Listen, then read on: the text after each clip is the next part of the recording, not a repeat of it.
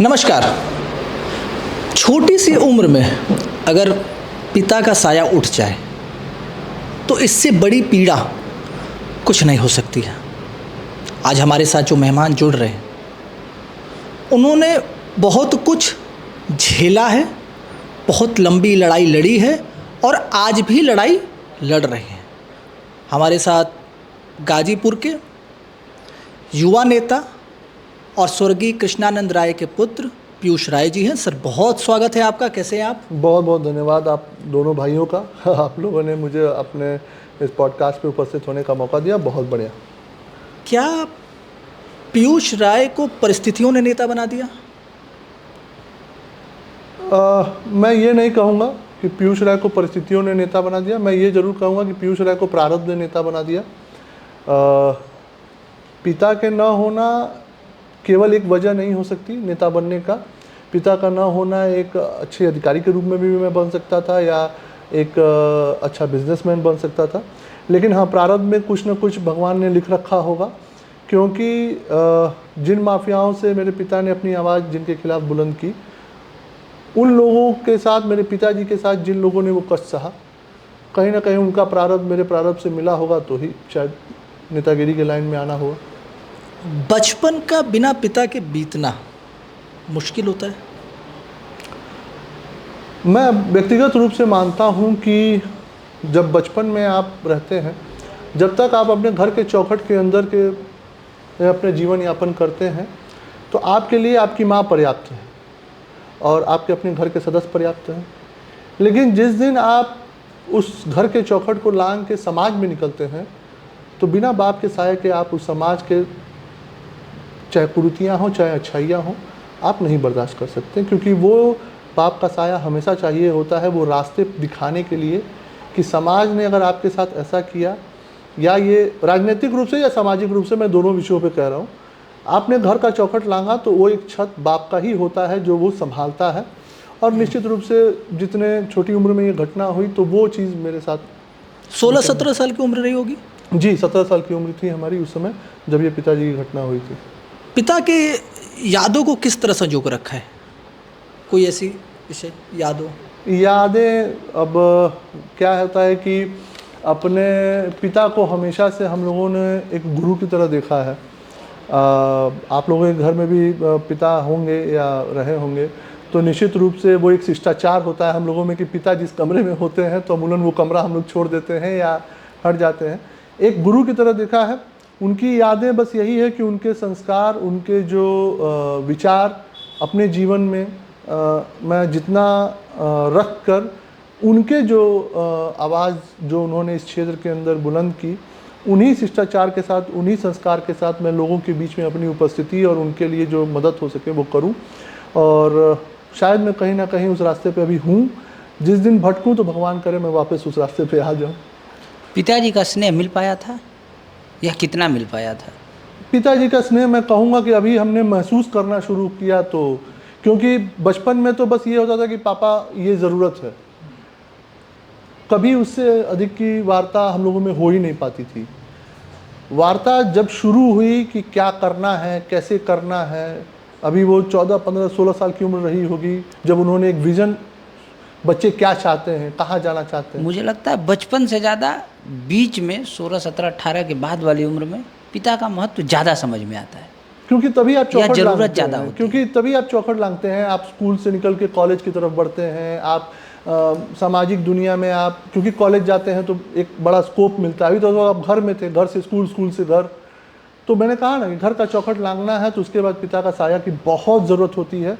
जिनके पिता नहीं होंगे वो ये इस बात को समझ सकते हैं कि वो एक उम्र के ऐसा पड़ाव है जहाँ आपको अपने पिता का संरक्षण निश्चित रूप से चाहिए होता है। हत्या कैसे हो गई कृष्णानंद राय जी की? आपने जब प्रथम बार जाना तो कैसा महसूस हुआ, कैसे जानकारी हुई? जिस दिन की ये घटना थी 29 नवंबर की, हमारे घर पे शादी थी। हमारे बड़े भाई हैं मनोज राय जी, बड़े पिताजी के लड़के हैं। उनकी तिलक का समारोह हो चुका था, शादी का कार्यक्रम होना था। हम लोगों को, मेरी उस समय शिक्षा दीक्षा कोटा में हो रही थी, क्योंकि मैं एक साइंस साइड का स्टूडेंट भी था। कोटा में बंसल क्लासेस उस समय काफ़ी फेमस और काफ़ी नोन एक इंस्टीट्यूट होता था आईआईटी के प्रिपरेशंस के लिए। तो हमारे पिताजी ने ये तय कर रखा था कि नहीं, अब बच्चे जब क्लास 10 से निकलेंगे, जिनकी जैसी अच्छी मार्कशीट या मार्क्स रहेंगे तो उनको उसी हिसाब से हम लोग करेंगे। तो उसमें मैं और मेरे चाचा के लड़के, हम दोनों लोगों को कोटा भेज दिया गया, क्योंकि घर परिवार का माहौल भी बहुत ख़राब हो चुका था। आए दिन उससे पूर्व में 1-2 घटनाएं लखनऊ की हों चाहे क्षेत्र में हो, वैसी घटनाएं हो चुकी थी छिटपुट। तो पिताजी ने कहा कि बच्चों की पढ़ाई नहीं अधूरी होनी चाहिए, इसलिए बच्चों को यहाँ से दूर करें। जी, लखनऊ में जो कैंटोनमेंट का गोली चला था मुख्तार और हमारे पिताजी में, तो उसको देखते हुए पिताजी ने कहा कि बच्चों को यहाँ से दूर करें। दूरी हुई, पढ़ाई शिक्षा अपनी चलती रही। जब क्लास 12 का 2006 में मेरा प्री बोर्ड उस समय हुआ करते थे, तो जनवरी में प्री बोर्ड का था, तो हम लोगों को ये था कि हम लोग सीधे शादी पे ही जाएंगे, 2 दिन के लिए रुकेंगे और फिर लौट के चले जाएंगे, क्योंकि प्री बोर्ड का एग्ज़ाम था। जिस दिन घटना हुई उस दिन हम लोगों को घर पे द हिंदू करके अखबार आता था, उसमें निकला था। तो मेरे भाई को पता था, हम लोग को टीवी भी कुछ नहीं मिला था, कोई सुविधा टीवी। आप कोटा थे? जी, मैं कोटा था उस समय, बंसल क्लासेस का जैसे मैंने बताया। तो टीवी में हमारे घर में नहीं लगता था, ना टीवी, ना एसी, ना कुछ नहीं। आप पंखे में रहिए, आप अखबार पढ़िए। अखबार का ये था नियम कि हमारे पिताजी ने बचपन से लगाया था कि सबको अखबार जरूर एक बार पढ़ना है, कोई भी जो आपकी इच्छा की हो। तो हिंदू की जब मैंने अखबार मांगा उस दिन अपने भाई से, तो उन्होंने टाल दिया कि अखबार आज आया नहीं। तो मुझे एक नॉमिनल घटना लगी। फ़ोन हम लोगों के बीच में एक होता था, केवल वो घर से बात करने के लिए होता था कि फ़ोन आएगा तो आप बात करेंगे, उसमें आउटगोइंग नहीं था उस समय का, मैं बता रहा हूँ। तो ये था कि भाई फ़ोन आएगा तो घर चलना है, क्योंकि आज ही जाना है। 29 नवंबर के रात का ही हम लोगों का ट्रेन का टिकट था, रात का, घटना हो चुकी थी। 30 को मैं ट्रेन में था तो अखबार नहीं मिला। फिर उसके बाद मेरे भाई ने कहा कि मैंने अपने भाई से कहा कि कितने बड़े होंगे भाई आपके? नहीं, मेरे ही उम्र के। हम दोनों लोग क्लास 12th में ही थे, हम लोग एक साथ इसीलिए भेजे गए थे कि हम लोग को पढ़ना था। तो मेरे भाई ने मैंने उससे बोला कि अरे यार अखबार आज का भी नहीं मिला। तो वो बोला कि अखबार आ ही नहीं रहा है। उसने टाल दिया, मैंने भी बहुत ध्यान नहीं दिया। हम लोग फिर चले, हम लोग ट्रेन से फिर पहुँचे। हम लोग रास्ते में एक अमूलन सभी भाई मुझे रिसीव करने आए थे, 4-5 भाई। उस समय भी मैंने थोड़ा सा हंसी टिटोली हम लोगों ने आपस में किया, तो कोई हंसा नहीं। तो उसमें एक मेरे छोटे भाई ने, अभी इस समय डॉक्टर है वो, उसने जिक्र किया कि भैया आपको कुछ पता नहीं है क्या? तो मैंने उसको देखा, मुझे लगा नहीं कि मैं क्या बात कर रहा है। तब तक मेरे सबसे बड़े भाई थे जो मनोज भैया थे, उन्होंने उसको टोक दिया। क्योंकि हम लोग उस समय संसाधन यहाँ यूसुफपुर का उतना अच्छा नहीं था ट्रेन से, तो हम लोग बक्सर उतरे थे। यहाँ से नज़दीक एक स्टेशन है मेरे गांव से, तो बक्सर से फिर हम लोग बाय रोड गांव जा रहे थे। तो ये उसी रास्ते की बात थी। जब मैं घर पहुँचा और जब मैंने जो मेरे पिताजी की कॉलेज गाड़ियाँ थी 2, उस पर जब मैंने गोली देखी, गोलियों का निशान देखा, तो देखने के बाद ये लगा कि अच्छा गोली चल गई। बहुत नॉमिनल सा रिएक्शन था कि अच्छा गोली चल गई, ये लगता है। क्योंकि उसी के बगल में बुलेट प्रूफ गाड़ी थी, बुलेट प्रूफ पे गोली थी नहीं। तो मुझे लगा अच्छा पिताजी बुलेट प्रूफ पे गोली चली नहीं, जिसका मतलब पिताजी ठीक है। हो सकता है कि किसी को लगी हो या गोली चली हो, तो देख लिया जाएगा। उसके बाद जब मैंने अपने भाई को देखा, तो हम लोग के रीति रिवाज में होता क्या है कि सिर का मुंडन कराना आम बात होती है, लेकिन अगर मूछ का मुंडन भी हो जाए तो ये माना जाता है कि पिता नहीं होते हैं तभी आपके मूछ का। अच्छा, अंतिम संस्कार आपने नहीं किया था? मैंने अंतिम संस्कार नहीं किया था, मेरे बड़े भाई ने किया। मैं अंतिम संस्कार पे उपस्थित भी नहीं था, क्योंकि मुझे जानकारी इसलिए नहीं दी गई क्योंकि मेरा और मेरे पिता का, मैंने बताया ना कि एक बाप बेटे का संबंध नहीं था, एक गुरु और शिष्य का संबंध था। और ऐसा एक दिन नहीं बीतता था कि मैं अपने पिता से शाम के 2 घंटे 1.5 घंटे, चाहे वो कितने भी व्यस्त हों, वो अपने हमारी माता जी से बात करें ना करें। मेरे बड़े भाई उस समय तैयारी कर रहे थे विदेश जाने का, उनसे बात करें ना करें, लेकिन उनको बिना हमसे बात किए वो रात में कभी सोते नहीं थे। 2-3 दिन से जब वार्ता नहीं हुई तो मुझे ये लगा कि कोई बात होगा, कहीं व्यस्त होंगे। और जब मैं पहुंचा, क्योंकि 29 को हम लोग चले थे तो 1 तारीख को पहुंचे थे, 1 तारीख को। तो जब मैंने अपने भाई को देखा तब मुझे रियलाइज़ हुआ कि कुछ घटना हो गई।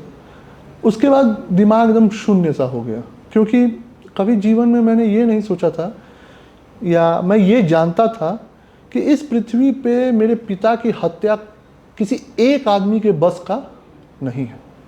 कोई एक आदमी मेरे पिता की हत्या करके निकल जाए, ये पॉसिबल ही नहीं था। फिर घर के अंदर जाने पे मैंने माताजी को देखा। माताजी भावुक थी। भावुकता में निश्चित रूप से दिमाग शून्य होने के नाते मैं उस तरीके का रिस्पांस, भावुकता का मुझे समझ में नहीं आ रहा था। बेसिकली मैं कहूँ तो मुझे समझ में ये नहीं आ रहा था कि मैं क्या रिस्पांस दूँ।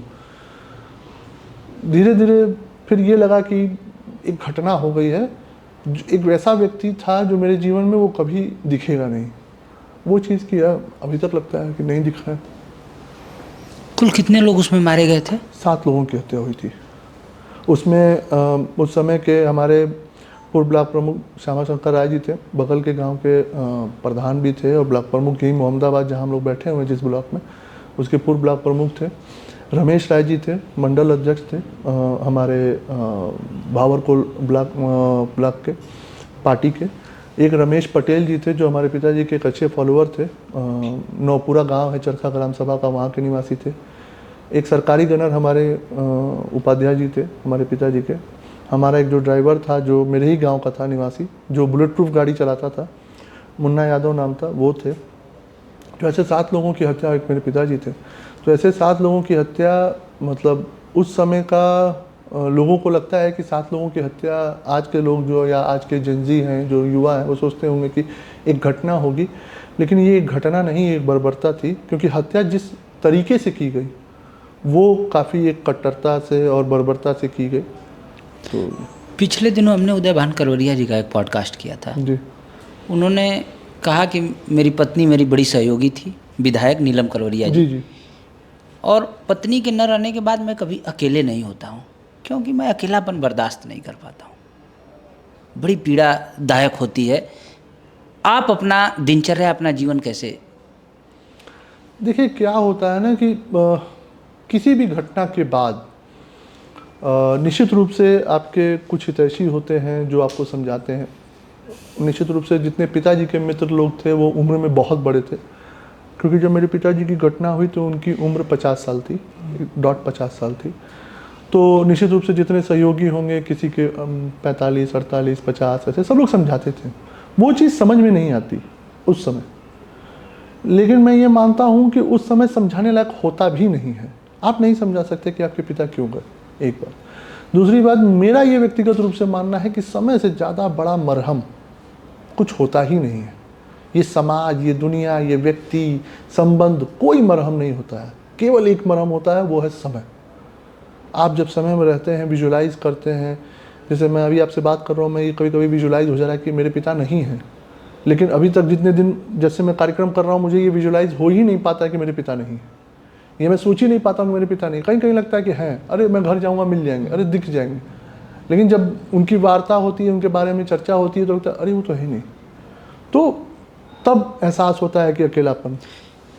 पिछले 7-8 महीने पहले मैंने भी अपने पिता को खोया। जी, मुझे जानकारी मैंने हुआ महसूस तो, किया उन जी। चीज़ों को। कैसे पता चला आपको कि ये हत्या मुख्तार अंसारी ने करवाई? देखिए, पता चलना और चीज़ों को समझना दोनों में बहुत बहुत माइन्यूट अंतर है।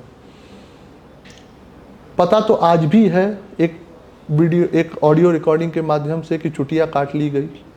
आप सब ने सुना होगा, मीडिया हाउस में था, आप लोग एक जिम्मेदार अभय सिंह से जो उनकी वार्ता थी कि चुटिया काट ली, मुन्ना बजरंगी से सामना हो गया है, चुटिया काट ली गई। जाने कैसे? पूर्व में कुछ 2-3 घटनाओं की साजिश खुद एसटीएफ ने, उस समय समाजवादी पार्टी की सरकार थी, एसटीएफ ने विफल किया था। जैसे शेरपुर में उनकी हत्या होने का प्रयास हुआ था, वो विफल हो गया। कैंटोनमेंट में जब उनके और उनके बीच में गोली चली थी तो मुख्तार अंसारी जाके मेरे पिताजी पे मुकदमा लिखवाते हैं, पिताजी भी मुकदमा लिखवाते हैं, मुकदमा लिखा जाता है, लेकिन 2 दिन बाद उनका एफआईआर लगा दिया जाता है। मेरे पिताजी के जो साइड में मुकदमा लिखा जाता है वो मुकदमा अब तक चला, इसका निस्तारण हो गया।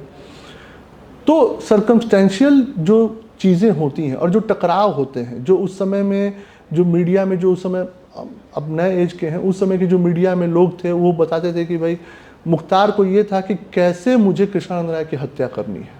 क्यों हत्या करनी है? तो हत्या का एक ही मूल कारण है, जो उनका अपना राजनीतिक यहाँ पे जो अड्डा बन गया था कि राजनीति के माध्यम से जो धन उगाही, गरीबों का, मजलूमों का जो पीड़ा देना है, या अफजान अंसारी की जो व्यवस्था रही है राजनीति की, लोगों को बांट के एक दूसरे में लड़ा के राजनीति का पद पाना है, उस चीज़ से उनको जनता को जागरूक करके जनता को विकास के पटल पे लाना था।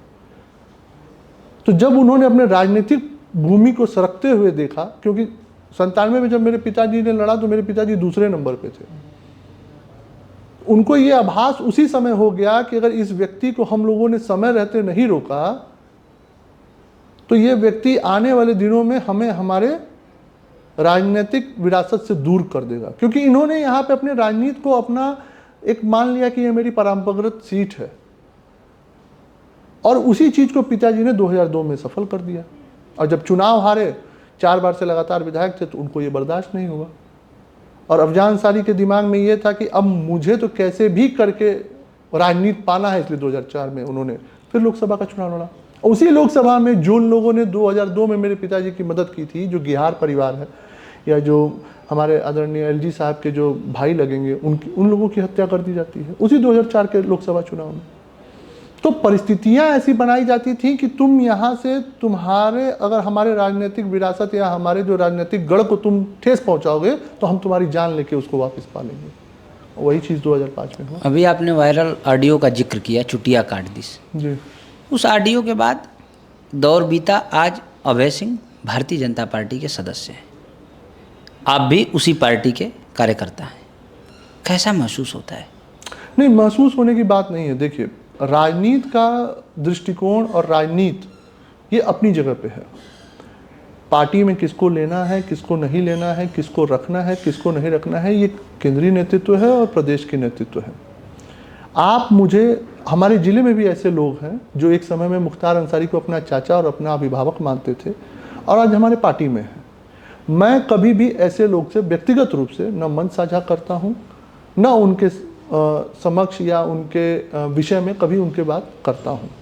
आज तक कभी किसी ने भी जिले की राजनीति में भी देखा होगा कि मैंने मंच साझा नहीं किया, और ये मेरा व्यक्तिगत मानना है। हाँ, अब मैं व्यक्तिगत रूप से ये भी मानता हूँ, ये मेरा निजी सोच है कि जब रावण को हराना है तो हमें विभीषण की ज़रूरत है। बिना विभीषण के रावण का पोल कोई नहीं खो सकता। तो आज विभीषण कुछ हमने पाल रखे हैं, समय रहते उस पर भी इलाज होगा। शुरू से शुरू करते हैं। आपने विभीषण का जिक्र किया, आप अभी विभीषण पैदा कर रहे हैं, जैसा आप बता भी रहे हैं, या पैदा कर लिया है। उस कुनबे में जो है आप वहाँ के लोगों को आप अपने साथ ला रहे हैं। कभी विभीषण जो है आपकी तरफ से वहाँ भी थे, तब ये हत्या हो पाई? हाँ बिल्कुल, विभीषण तो तभी है क्योंकि एक समय पे जो लोग आज अपने दल में हैं, चाहे आपने जिनका भी नाम लिया या चाहे जो भी आप लोग जानते हैं जिनका सबका नाम, वो लोगों ने एक समय पे पिताजी के हत्या में परोक्ष और अपरोक्ष रूप से हत्या में शामिल रहे हैं। एक बात। दूसरी बात, क्योंकि राजनीति एक ऐसा विषय है जहाँ किसकी कब ज़रूरत है, ये मैंने बताया ना, केंद्रीय नेतृत्व और हमारे प्रदेश के नेतृत्व तय करती है। ये पीयूष राय या अलका राय नहीं तय करेंगे कि भारतीय जनता पार्टी में कौन रहेगा और कौन नहीं रहेगा। हाँ, ये मैं ज़रूर तय करता हूँ कि मेरे जो लोग हैं, जो भारतीय जनता पार्टी का एक एक कार्यकर्ता या समर्थक या जनमानस जो मोहम्मदाबाद में है, वो मुख्तार या उनसे संबंधित किसी भी व्यक्ति से कभी जीवन में जिंदा रहते हम लोगों के प्रताड़ित नहीं होगा। ये मेरा संकल्प है। अब कौन दल में है, कौन दल में लिए जाते हैं, कौन दल में नहीं लिए जाते, ये ऊपर की राजनीति है। उस राजनीति से न मेरा सरोकार है। मैं मोहम्मदाबाद के ही राजनीति तक अपने आप को सीमित रखता हूँ। न मैं कभी जिले की राजनीति के बारे में किसी से चर्चा, न मुझे ये इतना बड़ा नेता। आपको आप अंडर एस्टिमेट नहीं करते मोहम्मदाबाद तक? नहीं, क्योंकि मैं ये जानता हूँ कि मोहम्मदाबाद की समस्या एक तरफ है और पूरे जिले की समस्या एक तरफ है। आज मोहम्मदाबाद ने जिस अपराधी को देखा है, शायद उस अपराध का थोड़ा भी परसेंटेज गाजीपुर ने देखा हो या ना देखा हो, ये मैं व्यक्तिगत रूप से नहीं जानता, लेकिन मोहम्मदाबाद सबसे ज़्यादा पीड़ित रहा है। एक। दूसरा, मैं ये मानता हूँ कि मुझे इतना सक्षम नेता नहीं बनना है जो मुझे मोहम्मदाबाद से दूर कर दे, लेकिन इतना सक्षम जरूर बनना है कि मोहम्मदाबाद के लोगों की समस्याओं का मैं हमेशा, इन माफियाओं के खिलाफ और लोगों की समस्याओं के खिलाफ हमेशा खड़ा रहूं और उनके सहयोग में रहूं। आपने बताया कि कैसे पिता थे कृष्णानंद राय, तो कैसे नेता थे कृष्णानंद राय? अब तो आप लोग इसी जिले के भी हैं और आप लोग एक तो मैं बधाई देना चाहूँगा कि आपके माध्यम से कि आप जैसे 2 युवा निकलकर इस ज़िले का नाम रोशन कर रहे हैं हर जगह। और ये विषय तो निश्चित रूप से जनमानस से समझने की ज़रूरत है कि कैसे नेता थे, लेकिन जो मैंने समझा है अपने अनुसार 2 चीज़ें ऐसी थी उनकी कि उन्होंने शायद चाह के भी और ना चाहते हुए भी मेरे अंदर वो आत्मसात करने का प्रयास उन्होंने भी किया है, और चाहे मैं अपने मन से समझ पाया हूँ। उनकी राजनीति स्पष्टता की थी, जो दिल में है, जो दिमाग में है, वही जबान पे है। किसी के साथ ये नहीं और किसी के साथ झूठा दिलासा नहीं, हर व्यक्ति के साथ जवाबदेही के साथ राजनीति तय थी। निश्चित रूप से एक नेता होने के नाते जब आप जनमानस से कार्य करते हैं तो आप 10 में से 10 काम नहीं कर सकते। प्रयास करते हैं आप 10 में से 10 का, 5-6 का होता है, 3-4 का नहीं होता है। लेकिन उनका ये था कि वो स्पष्टता से बता सकते थे कि मैं किन कामों को मैं ये करा के दे दूंगा, किन कामों में क्या अड़चन हो सकती है और किन कामों के लिए आपको कितना प्रयास करना है। ये स्पष्टता उनके अंदर थी। दूसरी सबसे बड़ी बात, उनके लिए राजनीति हमेशा से एक उस विषय को रखते थे कि जो सक्षम है, केवल राजनीतिक पद से नहीं, पद से भी, समाज से भी, आर्थिक रूप से या अपने बौद्धिक रूप से जो सक्षम है उसको हमेशा, जो अपने से नीचे है, जो सक्षमता जिसके अंदर नहीं है, उसको सक्षम बनाने की राजनीति थी। और यहीं पे अफजाल अंसारी की राजनीति ये थी कि लोगों को उतना ही देना है कि लोग उसके पास आते रहे। और मेरे पिताजी का ये था कि लोगों को इतना कर देना है कि लोग खुद से सक्षम होकर अपने आप को मजबूत कर लें। तो ये 2 चीज़ें मैंने जो अपने जीवन काल में या जो अपने बाल्यकाल से उनके बारे में समझा, सीखा, या राजनीतिक या सामाजिक, तो ये मुझे लगता है कि आप जो है कृष्णानंद राय जी की जब हम बात करते हैं तो मोहम्मदाबाद में एक मजबूत पकड़ है, इसका जिक्र तो आप कर रहे हैं। क्या गाजीपुर जिले की अगर बात करें, क्या उस पूरे जिले में मजबूत पकड़ थी? क्या ये भी हत्या का एक कारण हो सकता? देखिए, हत्या शुद्ध रूप से राजनीतिक हत्या थी। एक विषय तो ये हम लोग को क्लियर रखनी है। राजनीतिक क्यों थी भाई? मैं गोड़ौर का, हम लोगों का पैतृक आवास था, अफजाल अंसारी मुख्तार अंसारी का कस्बा था, खेत बाड़ी का लड़ाई झगड़ा था नहीं।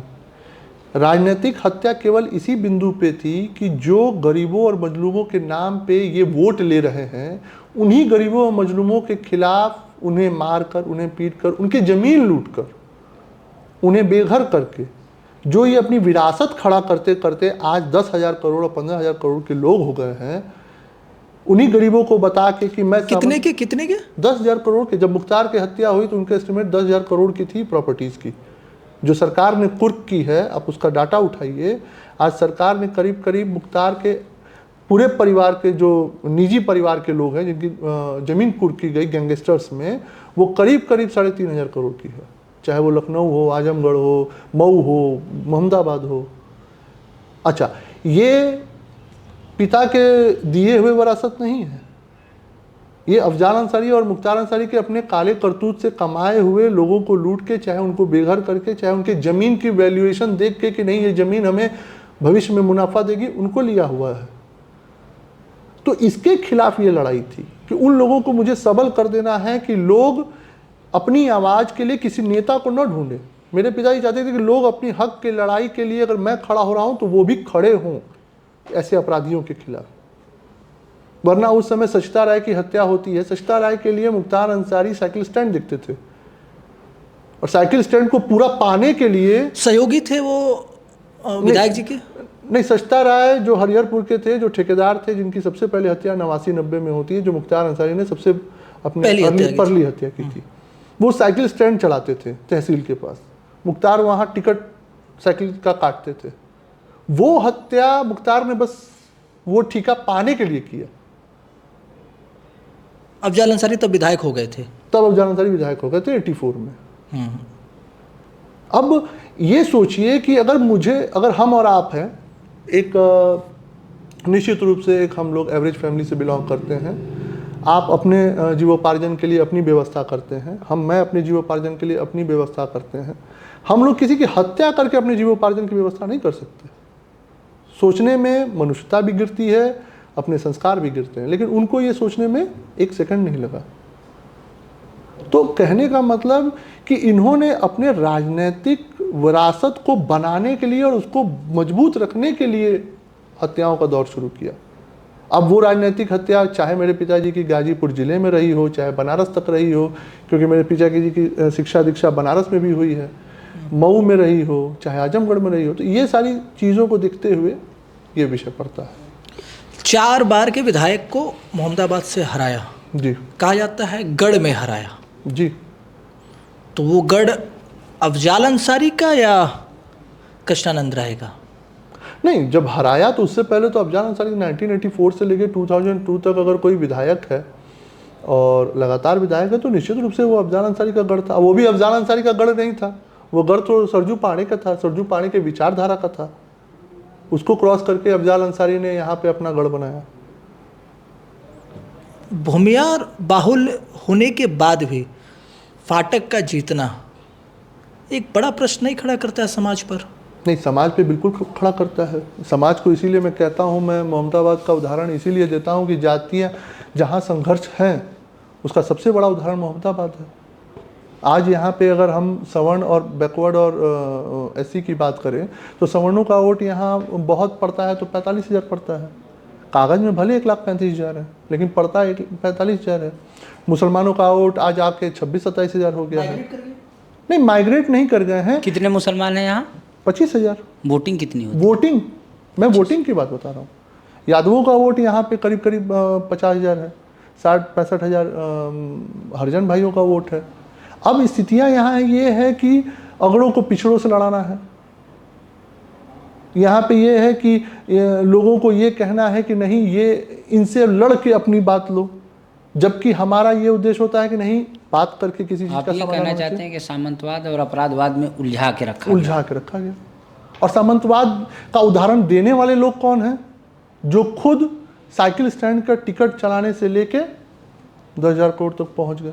क्यों?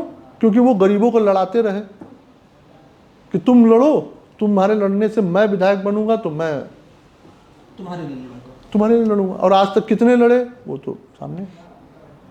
ये जातीय संघर्ष में निश्चित रूप से जातीय समीकरण भी है, और जातीय संघर्ष में लोगों को लड़ा के जीतना, बंटवारे से जीतना इनका पहले से मूल भावना ही रही है, तो उसी का नतीजा है। कृष्णानंद राय हत्याकांड में मुख्तार अंसारी सुप्रीम कोर्ट से बरी हो गया जी। सजा क्यों सुप्रीम नहीं कोर्ट से नहीं, सीबीआई कोर्ट से बरी होते हैं। CBI court, Delhi CBI court. सजा क्यों नहीं हो पाई? सजा न होने के 2-3 वजह हैं। मुख्य वजह ये है, जो मैं कहता हूं कि जो मुख्य गवाह थे 120B और 302 के, जैसे रमेश राय, डब्बू राय, ऐसे लोगों ने गवाही मौके पे नहीं दी, जबकि मजिस्ट्रेट के सामने जो बयान था उन लोगों ने दिया भी था। मेन वजह मैं ये पलट गए या पेश नहीं हुए? नहीं, पलट गए, पेश हुए और पलट गए। पलटने से पहले उन लोगों ने उनके यहाँ जाके समर्पण भी कर दिया, और उन लोगों ने आर्थिक सहयोग लेके समर्पण करके गवाही पलट दी। इसमें लेकिन ये गवाही पलटना या गवाही न करना, इसका मूल कारण मुख्तार नहीं है या अफजाल नहीं है। इसका मूल कारण है उस समय का शासन। जो सुरक्षा कर्मी इन लोगों के लिए लगाए जाते थे, वो सुरक्षा कर्मी ही डराते थे कि क्यों गवाही करने जा रहे हो, उठा के गोली मार दी जाएगी। हम लोग अपने, मेरे पिताजी की जो बुलेट प्रूफ गाड़ी थी उसमें मेरे चाचा या मैं, हम लोग खुद लेके जाते थे कि चलिए गवाही करने। वो लोग जाते थे, जैसे अगली तारीख पड़ गई तो फिर हम लोग वापस आते थे। अब आप सोचिए, उस समय बनारस से दिल्ली जाने का गाड़ी से एक लंबी जर्नी है, लेकिन हम लोग जाते थे लेके, चलो भाई मैं हूँ तुम्हारे साथ, तुमको गोली लगेगी तो हम भी हैं। लेकिन परिवार का एक दबाव कह लीजिए, उस समय का शासन का जो डर था वो कह लीजिए, प्रशासन का डर था। हम लोग जो सुरक्षा मांगते थे वो सुरक्षा ये कह के टाल दी जाती थी कि अरे अब आप लोग को सुरक्षा की ज़रूरत ही नहीं है। सुरक्षा के नाम पे मेरे चाचा को सुरक्षा मिली थी, और गवाहों को जो सुरक्षा मिली थी वो लोग यही समझाते थे कि अरे खेत पे निकले और 2 गोली मार दी जाएगी। गवाहों की सुरक्षा के लिए पिटीशन नहीं दायर किया? वही जो सुरक्षा मिली वही काल होगा। जिस समय उन्हीं के माध्यम से मुख्तार अंसारी गवाहों से बतियाते थे कि जरा बात कराओ मेरी। एक सिपाही क्या करेगा? विधायक का, सांसद का फोन नहीं देगा। देने पे पहले मुख्तार अंसारी कहते थे कि क्या घूम रहे हो, अभी खेत में घूम रहे हो, गोली मारे। उनकी लोकेशन की जानकारी उनके सुरक्षा कर्मी ही देते थे, क्योंकि पुलिस के लोग थे उस समय। प्रशासन, पुलिस, किसी के पास हम लोग को जाने के बाद लोग कहते थे कि आप लोग झूठ मूठ कर लड़ रहे हैं, आप लोग को हारना ही है। तो जब आप जिस भरोसे हैं, जिस न्याय प्रणाली के भरोसे हैं, वो न्याय प्रणाली में काम करने वाले लोग ही आपको कहेंगे कि नहीं आप क्यों लड़ रहे हैं, तो आप लड़ाई लड़ सकते हैं।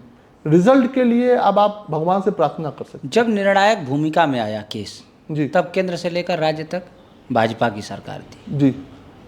उसके बाद भी मुख्तार अंसारी का, जिस पर आप लोग आरोप लगाते हैं, बरी हो जाना, जी ये किस प्रकार से मदद सी सरकार की आप? देखिए, मैं ये मानता हूँ कि न्याय प्रणाली में या न्यायपालिका में सरकार का कोई दखल होता नहीं है। ये जो लोग नेता होते हैं जो कहते हैं कि सरकार थी तो क्यों नहीं न्यायपालिका में आपको मदद मिल पाया, मैं आता हूँ, न्यायपालिका में सरकार का कोई दखल नहीं होता है, एक बात। दूसरी बात, 2019 में फैसला आता है, जो भी फैसला आने हैं वो गवाहों के बयान से आते हैं, ठीक। 2017 से पूर्व सारे गवाहों के बयान कर दिए जाते। उससे पूर्व भी जो लोग आपके साथ थे या मुख्य सहयोगी कहे जाते थे, वो सबल लोग थे, कमजोर लोग आपका बैकबोन नहीं थे। आप एक चीज समझने की कोशिश करिए कि सबलता किसके खिलाफ? आपके खिलाफ सबल हैं। मुख्तार के खिलाफ कोई सबल नहीं था, अफजाल अंसारी के खिलाफ कोई सबल नहीं था। खौफ था, डर था। मैं बता रहा हूं ना कि जो आपके साथ सुरक्षा कर्मी लग रहा है वही फोन से अगर बात करा देगा मुख्तार अंसारी से। मेरे घर 4 बार मुख्तार अंसारी ने खबर भिजवाया, मेरी माता जी को 2 बार 3 बार मैंने भी उपस्थित रख के जो व्यक्ति लेके आए खबर, मैंने कहा कि जितनी ताकत हो सके आप लड़ के आप देख लो, फैसला तो कोर्ट में ही होगा, बाकी कोई फैसला नहीं। ये सब दिल्ली चल रहा था मामला? जी, ये मामला दिल्ली सीबीआई कोर्ट में था और मुन्ना बजरंगी ने अलग से जान से मारने की धमकी 2-2 बार 3-3 बार आवाज पे दिया। तो 14 में भाजपा की सरकार बन गई थी। मैंने फिर कहा ना कि सरकार होना और न्यायपालिका में फैसला आना, न्यायपालिका नहीं, लेकिन सुरक्षा और अन्य चीजें तो मुहैया केंद्र सरकार भी करवा सकती थी। वो पुलिस किसकी होती है? वो पुलिस किसकी होगी? उत्तर प्रदेश की होगी। और प्रशासन उत्तर प्रदेश का, समाजवादी पार्टी का हमेशा से ये रहा है कि उसे कैसे भी करके मुख्तार और अफजाल को खुश रखना है, क्योंकि उनको उनके अपने वोट की राजनीति, वोट बैंक की राजनीति की चिंता है। यानी सरकारों ने गवाहों को डराकर धमकाकर बिना, मैं तो कहता हूं मेरे पिताजी की हत्या भी अगर समाजवादी पार्टी की सरकार नहीं होती तो मुख्तार के बस का नहीं था, चाहे वो कितने भी बड़े बड़े शूटर इकट्ठा कर लेते, बस का नहीं था कि वो हत्या करा लेते। हत्या सरकार ने करवा दी। बिल्कुल। आप बताइए ना, किसी विधायक की हत्या हो रही है और उसके 1.5 घंटे बाद पुलिस पहुंच रही है। विधायक की हत्या हो रही है, एक जनप्रतिनिधि की हत्या हो रही है और 1.5 घंटे बाद पुलिस पहुंचती है, शाम को जाके FIR लिखाती है। 2005 से 2019 तक जो केस चला, कैसा कोर्ट का माहौल रहता था? कैसे आपने इन चीज़ों को अब ये फेस समझ किया? लीजिए कि कोर्ट का माहौल ये होता था कि गवाहों के साथ, जब मेरे शुरुआती दौर में, क्योंकि मैं उम्र कच्ची थी, तो 2006 से लेके 2010-11 तक जब मेरे चाचा जाते थे जो गवाहों को लेके, जैसे पोस्टमार्टम की गवाही होती है, मौके की गवाही होती है, राउंड गिनने की कितने गोलियां वहाँ पे मिली उसके भी गवाह होते हैं, तो ये स्थिति होती थी कि मुख्तार कभी आ जाए मुन्ना बजरंगी के साथ या अफजाल आ जाए तो करीब करीब 100 से 150 लोग उस कोर्ट में घुसते थे एक साथ, दिल्ली में। और इधर से वो गवाह जिनको हम लेके गए हैं, और या तो 2006 से लेकर 2010 तक चाचा, 2010 के बाद से चाचा के साथ में सहयोग में मैं, इधर से हम 2 लोग रहते थे। और आज जो कई लोग ये पैमाना तय कर रहे हैं कि गवाही इस वजह से लोगों ने तोड़ी या उस वजह से तोड़ी, वो लोग उस समय बैठ के मुख्तार को खुश करने के लिए, इसी समाज के लोग खुश करने के लिए ठिठोली करते थे कि कोर्ट रूम में, और ठिठोली इस तरीके की, बाप की चोटी काट ली अब तेरी चोटी की बारी है। मेरे चाचा भी शिखा रखते हैं, हम लोग सभी लोग शिखा रखते हैं, अब तुम लोगों की शिखा की बारी है। हम लोग खड़े रहते थे, सोचते थे, सुनते थे। क्यों? क्योंकि उनकी सरकार थी, कांग्रेस की सरकार। आप सरकार की जिक्र कर रहे हैं जी। कृष्णानंद राय जिस दौर में विधायक हुए उस दौर में भी सरकार थी उनकी, लेकिन उन्होंने इस गढ़ को तोड़ा। वो मजबूती, वो लोग जो मिलकर के विधायक जी को विधायक बनाए, उन लोगों ने साथ नहीं दिया आप लोगों का। आप वही बात है ना, सक्षम लोग, जनता ने विधायक बनाया, सरकार ने विधायक नहीं बनाया। उस समय के प्रशासन शासन ने सरकार नहीं बनाया। उस समय के शासन ने तो 17 जगह रिपोल करा दिया कि विधायकी हार जाए, पर भगवान का प्रारब्ध था कि उनको विधायक बनना था, तो 17 जगह भी पोलिंग अच्छी हो गई। अगर आपको याद हो उस समय के अगर कालखंड में कोई आपने जानकारी ली हो, 17 जगह रिपोल हुआ था और कहीं नहीं हुआ था रिपोल, पूरे जिले में कहीं रिपोल नहीं हुआ था। अफजाल अंसारी को जिताने के लिए 17 जगह रिपोल किया गया कि अफजाल अंसारी को जिताना है। और उस समय नूर मोहम्मद वो थे आपके इलेक्शन कमीशन के हेड थे यूपी के, उन्होंने कराया केवल गाजीपुर में, केवल विधानसभा मोहम्मदाबाद में, और वो रिपोल एक ब्लेसिंग इन डिस्गाइज हो गई, पिताजी विधायक हो गए। तो उसके बाद क्या पिताजी पे 2-2, 3-3 बार हमले नहीं हुए? सरकार विरोध में थी तभी तो हमले हुए, चाहे लखनऊ का कांड हो, चाहे शेरपुर में जो साजिश हो, उससे पहले जो रेवतीपुर में, अरे करंडा में जो साजिश हो, तो साजिशें तो बहुत हुई, नतीजा एक में मिला। भाजपा से आप जुड़े जी। रहे और जुड़े हैं, भाजपा से कोई मदद मिली? सरकारों से तो आपने स्पष्ट किया, भाजपा से कोई मदद मिली? देखिए, हम लोग जिस दल से जुड़े, मेरे पिताजी इस दल से 95 से जुड़े, और 95 से जुड़ने के बाद हमेशा एक परिवार जैसे होता है, जो केंद्रीय नेतृत्व है या प्रदेश का नेतृत्व है, वो इस बात मेरे पिताजी के त्याग को हमेशा से मानता रहा है। इस समाज के लिए, इस दल के लिए, उस समय में, उस दौर में भाजपा से विधायक बहुत गिने चुने लोग होते थे, और जैसे कि आपने उदयभान करवड़िया जी का नाम लिया, ऐसे लोग बहुत गिने चुने लोग हुए। भाजपा से विधायक होकर लोगों की मदद करना और ऐसे आतताइयों के खिलाफ खड़े रहना, इस चीज़ को आज तक भाजपा मानती है कि ये एक बहुत बड़ा त्याग है। और भाजपा के परिवार ने, चाहे वो अरुण जेटली हो, चाहे रविशंकर प्रसाद जी हो, केस में पिताजी के लिए निःशुल्क खड़े होके इस गवाही में, चाहे वो कोर्ट यहाँ से मुख्तार के बाहर ले जाने की बात रही हो, यहाँ से जेल शिफ्टिंग का मामला रहा हो गाजीपुर से बाहर का, या सीबीआई के कोर्ट में सीबीआई का फैसला दिलाने की बात हो, सीबीआई जांच की, तो इन लोगों ने उस पर लग के ये केस लड़ा है, देखा है। तो चाहे वो स्वर्गीय अरुण जेटली जी हो या आदरणीय रविशंकर प्रसाद जी ने हो, वकील थे, पार्टी के वकील थे, इन लोगों ने इस स्तर पे जाके मदद किया है। तो एहसान तो निश्चित रूप से भाजपा का है हमारे परिवार पे, हमारे और माताजी पे। मुख्तार अंसारी जो है वो दोष मुक्त हो गए आपके केस में, लेकिन हत्या हुई, सैकड़ों राउंड गोली चली, फिर किसने किया? तो उसके बाद जो अभी फैसला आया 2019-20 में, 20-21 में, जो गाजीपुर गैंगस्टर कोर्ट में, उसमें मुख्तार अंसारी को 10 साल की सज़ा होती है इसी मुकदमे में। इसके साथ एक और करंडा का मुकदमा है जिसमें दोनों में गवाही होती है। इससे पहले करंडा वाले में गवाही नहीं हो पा रही थी, उसमें भी गवाही होती है। डिस्ट्रिक्ट गैंगस्टर कोर्ट से मुख्तार को 10 साल की सज़ा होती है और अफजाल अंसारी को 4 साल की सज़ा होती है, जिसमें सदस्यता जाने की बात थी, जिसमें अफजाल अंसारी की सदस्यता भी चली जाती है, लेकिन हाई कोर्ट से उनको रिवोक कर दिया जाता है उस फैसले को। मैं वही कहता हूँ ना कि वो इंटेंशन, वो नीयत उस समय की सरकार की ऐसी थी कि आप एक ही समय में, जैसे आप मानते हैं कि हत्या अफजाल अंसारी या मुख्तार अंसारी ने किया जी, लेकिन कोर्ट नहीं मानता, समाज कैसे मानेगा? नहीं, तो ये मैं कहता भी नहीं हूँ, ये आप मुझसे ना पूछिए, ये समाज से पूछिए। ये तो आप एक अच्छे पत्रकार हैं जिले के, और पूर्वांचल में आप अच्छा एक वो है, आप समाज से पूछिए। क्योंकि उस समय के जातीय संघर्ष में, उस समय के राजनीतिक संघर्ष में पिताजी के अलावा उनका राजनीतिक अड़चन कोई था ही नहीं। इस समय आप पूर्वांचल के कितनों भी बाहुबलियों का नाम ले लीजिए, उस कालखंड से इस कालखंड तक, और किसी 2 बाहुबलियों का सामने का लड़ाई देख लीजिए जो सामने से फ्रंट से लड़ा हो, कोई नहीं मिलेगा। कोई कहीं बैठ के कहे कि मैं उनके खिलाफ हूं, तो मुंह से कहना तो आसान है, पर लड़ के लड़ना और उनके खिलाफ जनता के बीच में उपस्थित होकर राजनीतिक और सामाजिक रूप से विरोध करना, ये आपको कहीं कोई उदाहरण नहीं मिलेगा। वो एक केवल पिताजी है। पिताजी इसलिए भी थे क्योंकि उनको ये पता था कि जब तक मैं अपना घर नहीं साफ करूंगा, मैं समाज में निकल के कैसे कहूँगा कि नहीं ये बुराइयाँ ठीक होनी चाहिए। सीबीआई कोर्ट से आपने ये नहीं पूछा कि मुख्तार अंसारी अगर दोषी नहीं है, फिर 7 लोगों की हत्या की किसने, कम से कम ये बता दो। नहीं, तो सीबीआई कोर्ट ने इसीलिए कहा ना कि आप जजमेंट की अगर कॉपी उठाएंगे तो उसमें जो सेकंड लास्ट पैरा है, उसमें साफ साफ ये लिखा हुआ है कि अगर गवाहों का बयान जो मजिस्ट्रेट के सामने था, अगर वो बयान कोर्ट में होता, उनको प्रॉपर सुरक्षा मुहैया कराई गई होती, तो इस केस का जो फैसला दिया जा रहा है इसके विपरीत फैसला होता। गवाह अभी भी हैं जो गवाह- गवाही किया? नहीं, जिंदा है या हाँ, साथ जिंदा- में? जिंदा। हाँ, जिंदा है।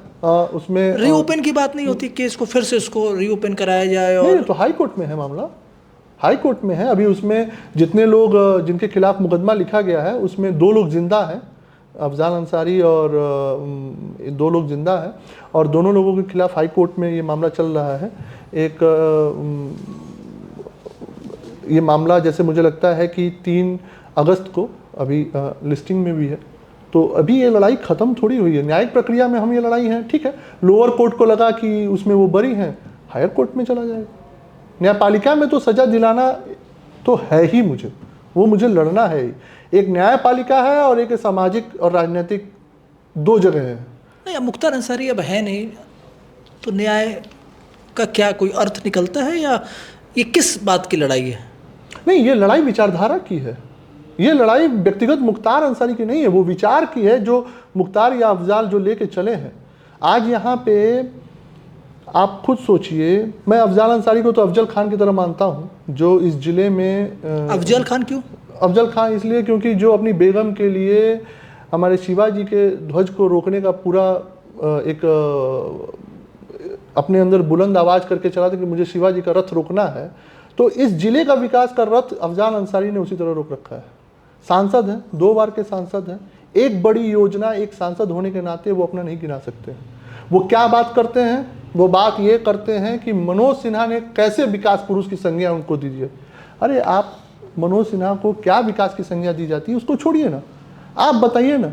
मनोज सिन्हा ने जितने शौचालय जितने रुपए के इस जिले में बनाए होंगे उतने का तो आपने रोड नहीं बनाया होगा। अब ये मैं तुलनात्मक में इस विषय पे नहीं जाऊंगा। एक सांसद होने के नाते, एक जनप्रतिनिधि होने के नाते, किन विषयों के लिए आप खड़े हो समाज के, आप कभी भी उठाइए।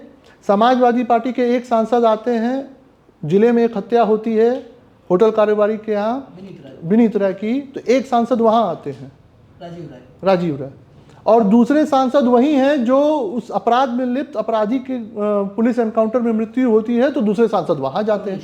किस राजनीति की विचारधारा के लिए ये बात कर रहे हैं? कैसे देख रहे हैं इसको? क्यों वो कमलेश बिंद के घर जाते हैं? और केवल समाज को बांटने के लिए? अच्छा ये बताइए, उसे 2 दिन पूर्व वो सत्या यादव के यहाँ पुछार करने जाते हैं और वो पुलिस को चैलेंज करते हैं कि पुलिस के मुंह पर अपराधी थूक के भाग गए, और 2 दिन पुलिस बात कार्रवाई करती है तो आप उसके यहाँ पुछार करने जाते हैं।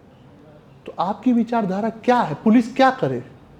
पुलिस न्याय प्रणाली को दुरुस्त करने के लिए है, और हमारे महाराज जी ने साफ कर रखा है कि भाई अपराधी किसी भी धर्म का होगा। मैं आपको बता रहा हूँ, आपके पॉडकास्ट के माध्यम से बता रहा हूँ, जो भी अपराधी होगा, चाहे वो शंकर पांडे अभी फरार हैं, वो भी न्याय के दायरे में आएंगे, कोई नहीं बचेगा। उस परिवार के खिलाफ जो भी कार्रवाई किया होगा कोई नहीं बचेगा। कमलेश बिंद, शंकर पांडे, ये सब अपराधी हैं। अमित राय भी अपराधी थे, बिल्कुल, जिनको चर्चा समाज में ये है कि उनको बचाने का आपने प्रयास किया। नहीं मैं, अच्छा ये बताइए, उस व्यक्ति के खिलाफ क्या साजिश हुई, ये शायद आप भी नहीं जानते होंगे, मैं भी नहीं जानता हूँ। अभी आपने ये टॉपिक उठाया तो मैं आपके सामने रखता हूँ। उस व्यक्ति के साथ 2 व्यक्ति उठते हैं, उस व्यक्ति और उसके साथ एक और लड़के गोल्डन राय है। गोल्डन राय का परिवार एक व्यक्तिगत मेरे परिवार से जुड़ा हुआ परिवार है। आप उसकी पृष्ठभूमि उठाइए, खंगालिए, कितने मुकदमे हैं, क्या मुकदमे हैं। अब पुलिस ने उठाया, 2-4 लोगों ने अगवा किया, ये मैं नहीं जानता। ये घटना होने पे मैं नहीं अमित राय पर मुकदमे हैं? हाँ बिल्कुल है, मुझे लगता है 302 के मुकदमे हैं और शायद 307 के भी मुकदमे, 26 मुकदमे, मैं धारा बता रहा हूँ। अब जो दूसरा लड़का पकड़ा जाता है वो जोगा गांव का निवासी है, जैसे अमित राय है, ठीक। अब मुझे ये नहीं पता कि पुलिस ने उठाया है कि किसी अपराधियों ने उठाया है, किसके खिलाफ षड्यंत्र है, अमित के खिलाफ है कि गोल्डन के खिलाफ है। क्या ये ज़रूरी है कि अगर एक लड़का जिसके पे कोई अपराध नहीं है उसको कोई अगवा कर ले जाए? अनजाने में अमित राय की मदद हो गई? नहीं, मैंने मदद, ऐसे कोई है ही नहीं। मैंने बस पुलिस को ये सूचना दी कि जो गोल्डन राय लड़का है वो उठा है, या तो लोगों ने अफवाह अग्रवण किया है या एसपी साहब के संज्ञान में ये डाला जाए कि पुलिस ने किया है। क्या है मामला, ये संज्ञान में डाला जाए। संज्ञान में डाल केवल दिया। संज्ञान तक था। हाँ बिल्कुल। पिछले दिनों अफजाल अंसारी ने एक मऊ में कॉन्फ्रेंस करके कहा कि जब मुख्तार जिंदा था तो ये लोग बोलते नहीं थे, रात में सोते थे तो उठ उठ के नींद खुल जाती थी, बैठ जाते थे, इतना भय था। आप भी उसी भय की जिक्र कर रहे हैं। नहीं, किस संदर्भ में भय था? मुख्तार अंसारी का भय था। किनको? जो आज उनके विरोध में बोल रहे हैं, तो उस समय नहीं बोलते थे। नहीं, तो ऐसे कौन लोग हैं? अच्छा, एक चीज़ ये भी समझने की ज़रूरत है कि ऐसे कौन लोग हैं जो मुख्तार और अफजाल के अंसारी के बारे में विरोध में बोल रहे हैं? भाई मेरे पिताजी ने या मैं या मेरे परिवार ने, मैं कहने का मतलब मैं और मेरी माताजी दोनों को जोड़ता हूँ, या मेरे पिताजी हो गए, हम तीनों। माता जी को आप बार बार जिक्र कर रहे हैं, परिवार में और लोग हैं, चाचा थे जिन्होंने आपकी मदद की, आपके और परिवार के लोग हैं जो राजनीति में सामाजिक नहीं, सामाजिक रूप में मैं, मेरी माताजी समाज में हैं, चाचा मेरे गांव के लोग मेरे जानते हैं, वो बिल्कुल हैं। लेकिन हम लोगों ने जो लड़ाई लड़ी है, हम लोग जो उनका प्रतिकार करते हैं, क्योंकि वो लड़ाई हमने लड़ी है तो हम प्रतिकार करते हैं। अब और अन्य कौन लोग हैं जो उनका प्रतिकार कर रहे हैं या विरोध कर रहे हैं, उनके बारे में तो वही अच्छे से बता पाएंगे कि कौन नए नए लोग आ गए हैं उनके विरोध में बात करने के लिए। मुख्तार की मृत्यु पर आपके गांव में आतिशबाजी हुई थी? नहीं, मेरे गांव पे नहीं हुई थी, तहसील पे हुई थी और मेरे गाजीपुर आवास पे हुई थी। आपके समर्थकों ने किया था? नहीं, हमने किया था। जब समर्थक भी साथ में थे, मतलब मैं अकेला नहीं। भाई आतिशबाजी है तो कस्बे में, तहसील जो है मेरा वो कस्बे में है और वहाँ पे जो गोलंबर है वहाँ पे आतिशबाजी हुई थी। और जब देश के सबसे बड़ी जांच एजेंसी ने मुख्तार को बरी कर दिया जी, उसके बाद भी आप दोषी मानकर बैठे हैं।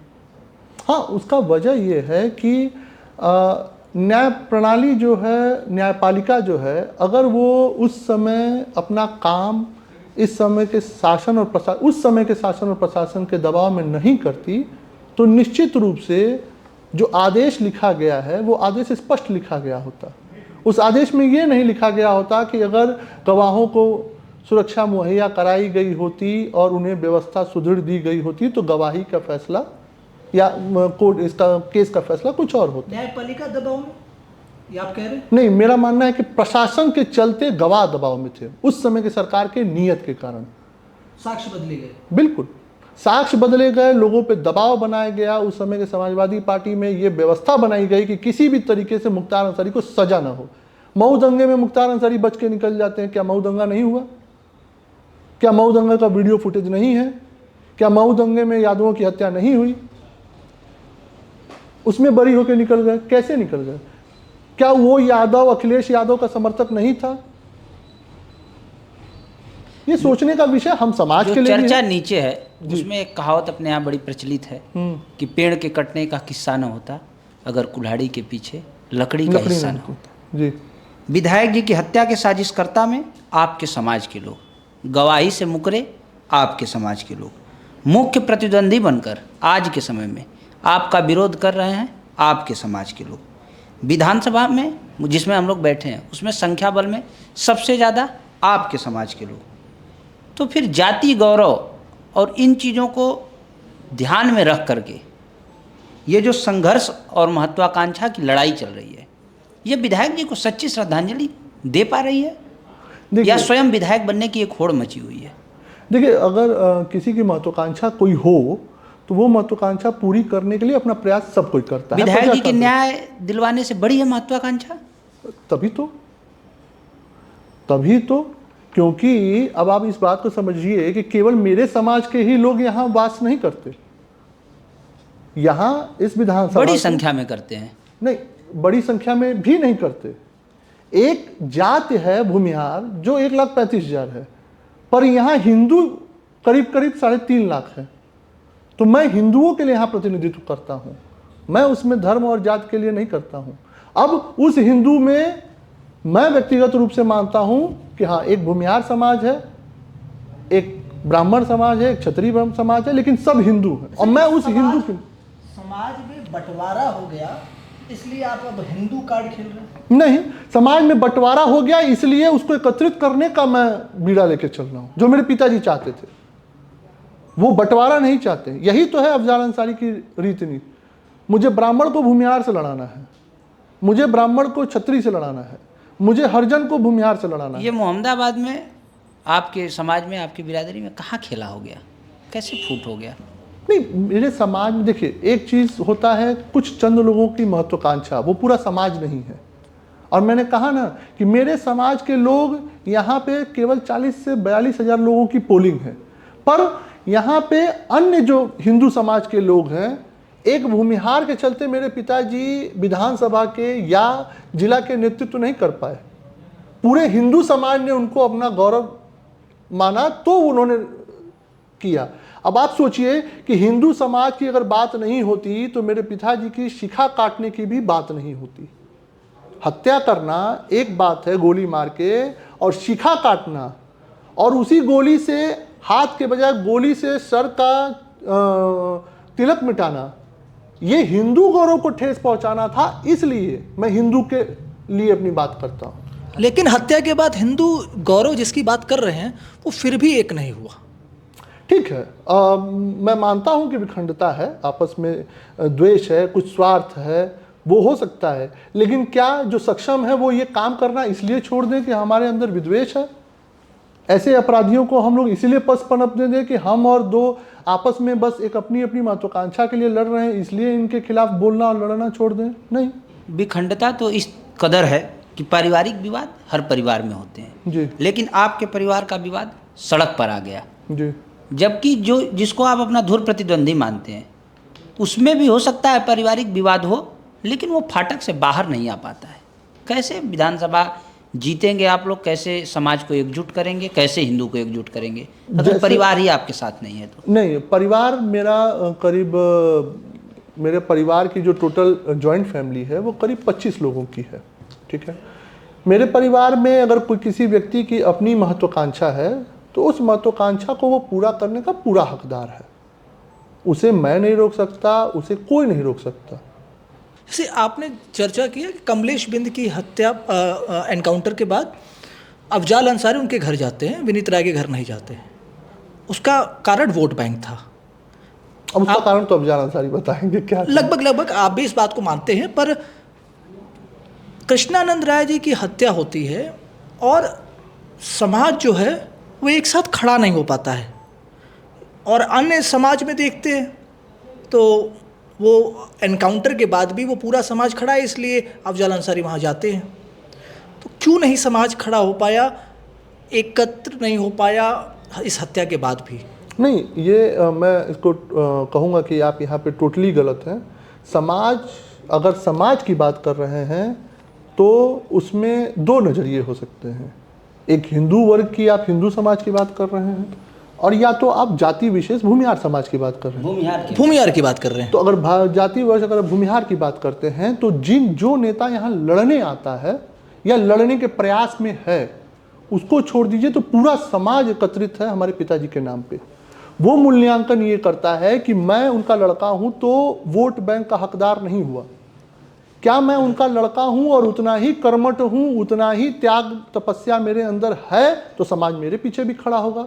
और जितना ही कर्मठता या उतना ही त्याग और तपस्या किसी और के पीछे होगा तो समाज एकत्रित होकर उसके पीछे खड़ा होगा। तो ये समाज जो भूमिहार की आप बात कर रहे हैं वो निश्चित रूप से इस चीज़ का मेरे पिता के जाने के बाद एकत्रित होकर खड़ा हुआ, तभी मेरी माता जी 2 बार विधायक बनी। अतुल राय की राजनीति को आप कैसे देखते हैं? देखिए, उनकी राजनीति का मैं बस इतना ही विश्लेषण जानता हूँ कि जिस व्यक्ति ने प्रधानी के लिए एक गांव में प्रधान रहते हुए एक हरिजन को गोली मारी, उसके बाद उससे समझौता किया, उसके बाद आज ये मैं बता रहा हूँ 2010-15 के उनके प्रधानी कार्यकाल में एक हरिजन को गोली मारी जाती है, जो स्वयं उनके पे मुकदमा लिखा जाता है। आज शायद वो मुकदमा ख़त्म हो गया आपसी समझौते में। उसके बाद आज 2026 में उसी गांव में एक यादव परिवार उनके पे आरोप लगाता है कि उनके लड़के अजय यादव की हत्या में उनका वो शामिल है। तो मैं उनकी राजनीति बस इतने ही मात्र से देखता हूं कि एक व्यक्ति जो समाज में गरीबों के उन्मूलन को छोड़ उनकी जो उनके खिलाफ जितने कार्रवाई हो सकते हैं उसको करने के लिए वो आए हैं। जब जब वो समाज में रहे हैं तब तब गरीब प्रताड़ित हो रहा है, इतनी ही उनकी राजनीति है। पिछले दिनों हमने अतुल राय का पॉडकास्ट किया। उन्होंने बताया कि मोहम्मदाबाद विधानसभा में उनकी तैयारी चल रही है। वो स्वयं तो नहीं, लेकिन परिवार का कोई सदस्य चुनाव लड़ेगा। अब एक विधानसभा में एक पारिवारिक विवाद है, एक दूसरे आप ही के समाज के प्रत्याशी आ जाएंगे, बहुत मुश्किल राह नहीं हो जाएगी? नहीं, कोई राह मुश्किल नहीं होगी। एक चीज़ समझने की यहाँ ज़रूरत है कि यहाँ की जनता उतने ही तत्पर है और राजनीतिक सूझबूझ यहाँ की जनता की बहुत सही है। मैं जनता में कोई बाइफर्केशन नहीं कर रहा हूँ, अलग अलग जातियों में नहीं बांट रहा हूँ। मैं हर जाति धर्म के लोगों का बात कर रहा हूँ कि सबकी राजनीतिक सूझबूझ बहुत सही है। आज जो लोग अपने परिवार का दावा कर रहे हैं लड़ाने का, जनता उनको जानती है और अच्छे से जानती है कि उन्होंने आज जो समाज का वोट पाने के लिए वो अपने आप को जो उसका नेता बनने में लगे हैं, उसी समाज का विखंडन करने का काम भी उन लोगों ने किया है। जनता उनको ठीक से जानती है, इसीलिए 7 बार के विधायक ओम प्रकाश सिंह को उन्होंने जमनिया में पटकनी दे दी, तीसरे नंबर पर चले गए और वो दूसरे नंबर के नेता बनकर उभरे।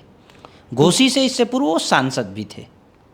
इसका वजह है क्योंकि राजनीतिक वोट की जो पोलिंग है वो राजनीतिक समीकरण से होती है। जिस समय फाटक बसपा में था उस समय ये भी बसपा से, जमनिया की जो आप बात कर रहे हैं, बसपा से लड़ते हैं।